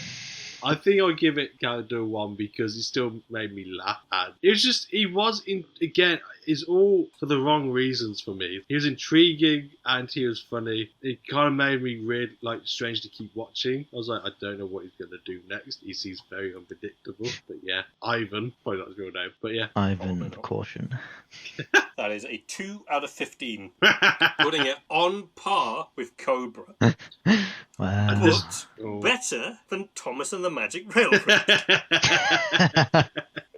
That's how we do things here. That's how we do it. I'd say How we do it in here. I'd rather watch the railroad again, to be honest, than watch that. It's like, Wow. the gold dust. I need more gold dust. Need more gold dust. That's probably fun in a terrible way, as opposed to Cobra and Alphaville. Yeah, I would happily watch Alphaville again if I know it's the correct subtitles. And probably with other people. Yeah. But then again, it just kind of shows, if it's like The Room, it just proves that it's not a very good film in general. It's just, Oof. like, if that's where we go, like, if it's funny for the wrong reasons, like, because The Room's terrible, it really is. I mean, I guess that does pose a question of, is something good if you need someone else to watch it with, to enjoy? I think you just need someone else to share the pain with. That's probably what it is. Lighten the load. You got all this weight shared between you, and it's fine. And you both walk out and you can just sort of like make in-jokes about it together. Yeah. Rather than just try to go like, hey, do you remember when Ivan tried to punch this guy and just instantly killed him? And they're like, what the fuck are you talking about? You know that tradition, of The Room, where you watch a screening with it in a theatre? And you throw spoons. Yeah, like a spoon appears, you have to throw a spoon. I want it with Alphaville. Every time he takes a picture, you got to throw a camera at the screen. That's a very expensive one. No. Better yet, every time he takes a picture, you've got to take a picture of the screen.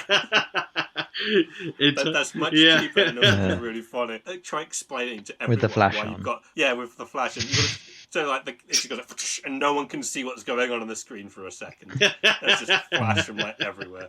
Yeah. Every time you take a picture of it, and you've got to then to explain to someone when you pass them your phone for something, and they go, "Why have you got loads of pictures of this black and white film on your phone?" Now we'll move over to Sergeant Squidley. Do you know his story?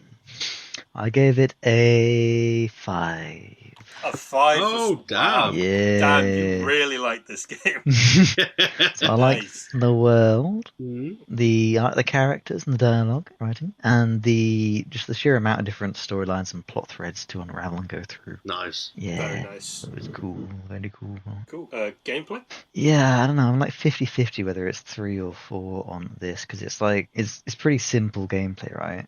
But if you include the schedules and all that shit and the time loop and the routine learning and stuff in gameplay, I think I'll make it a 4. I don't know if I should or not. What do you reckon? Does that count as gameplay? I think it probably does, right? So I mean, I'd say go, it kind of counts. I'm gonna go as gameplay. 4. Yeah, 4? yeah. Very cool. That's good. And design? I gave it just about a 4. It's like a 3.50296.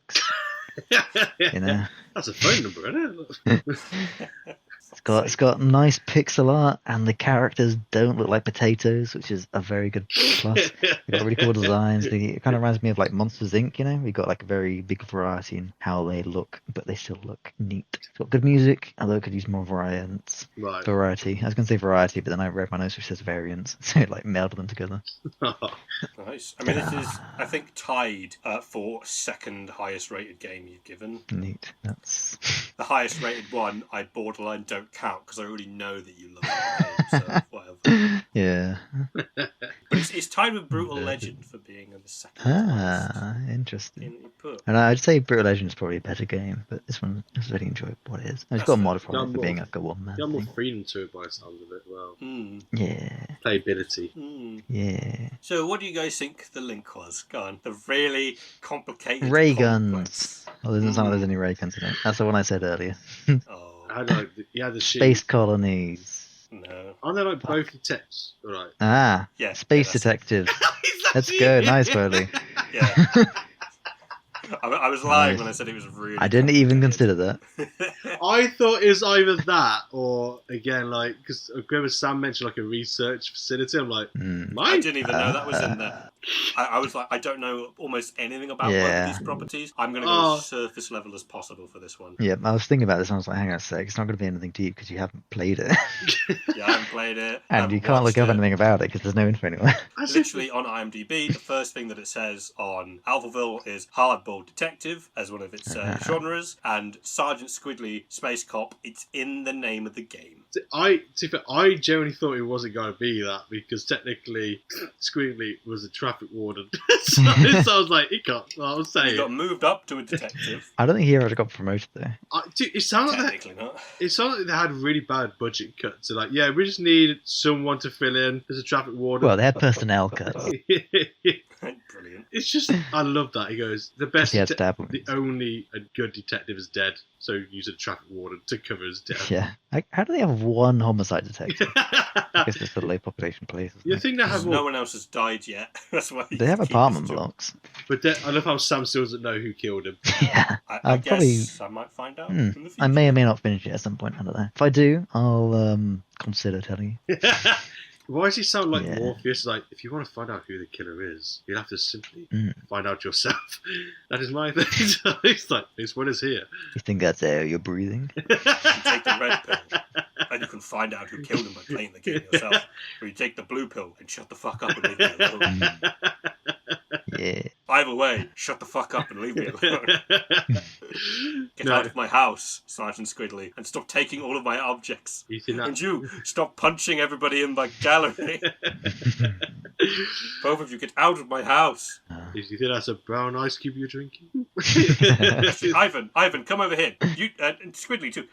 Drink some of this brown ice. real quick. And we'll eat porridge for the rest of our lives. They found a way to turn humanity into this. And the odds look just like one of those blank face masks Effective. with a battery. Well, I think that's all from us for this episode. He's like, I'm done. Yeah. Honestly, it's so fucking hot. We need to stop at some point. That was cool, actually. I'm kind of happy that I Dropped.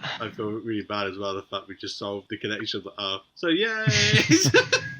No, honestly, it was designed to be a really easy connection. No, you solved it this time. I didn't think Yeah, this is genuinely entirely on you. Sam just added the sci-fi bit afterwards to make it Yeah. more specific. What I had written down was sci-fi detective. I would never have guessed it was sci-fi. I would have thought it'd be like an alternate reality. It was in the comments on the video. I swear it's like Russian Dan or something. I can't remember. He's like, this film is so boring sci-fi. Hate it. It's like, oh, it's a sci. Before I was like, oh, it's a sci-fi. What the fuck? I was like, okay. It's like, okay. That means now I you know. knew it was a sci-fi. You're like, where's the fucking sci-fi? Yeah, I was like, this is top Excuse me, notch. waiter. I demand sci-fi in my sci-fi movie. Bring me the manager. Like, he just gets out Star Trek, starts grating the Star Trek DVD. He's like, here we go. Yeah. This is Great. sci-fi. I would Like, just say so- you go Yes, unconscious and then there's some squid comes out and steals your kidneys and sells them. Yeah. doesn't see his kids. 'Cause he doesn't. No, he's brought his kid with him. That's the problem. Yeah, he just leaves outside. Kid's just like mortified watching him. I just, I love Sam's reasoning. Those like, yeah, brought the kid with me, let him outside because it didn't involve him. It's my Yeah. day. So I good. organised this hot date. Don't ruin this for me. Don't you fuck me. And also, after the date, I'm going to break into a hotel place, so you wait there first. And I'm going to No, he bring came with you me, with but- me. I'm a good role. You're going to love it. The weekend with me. Thanks for watching, guys. Hope you enjoyed the Janky-B-Cast. Yeah. Thank you. So bye, guys. Goodbye. Goodbye. Thanks for listening to the Janky-B-Cast. You can find Foley at his YouTube channel, Dopey Mr. Foley, and Sam at his house, Betaville.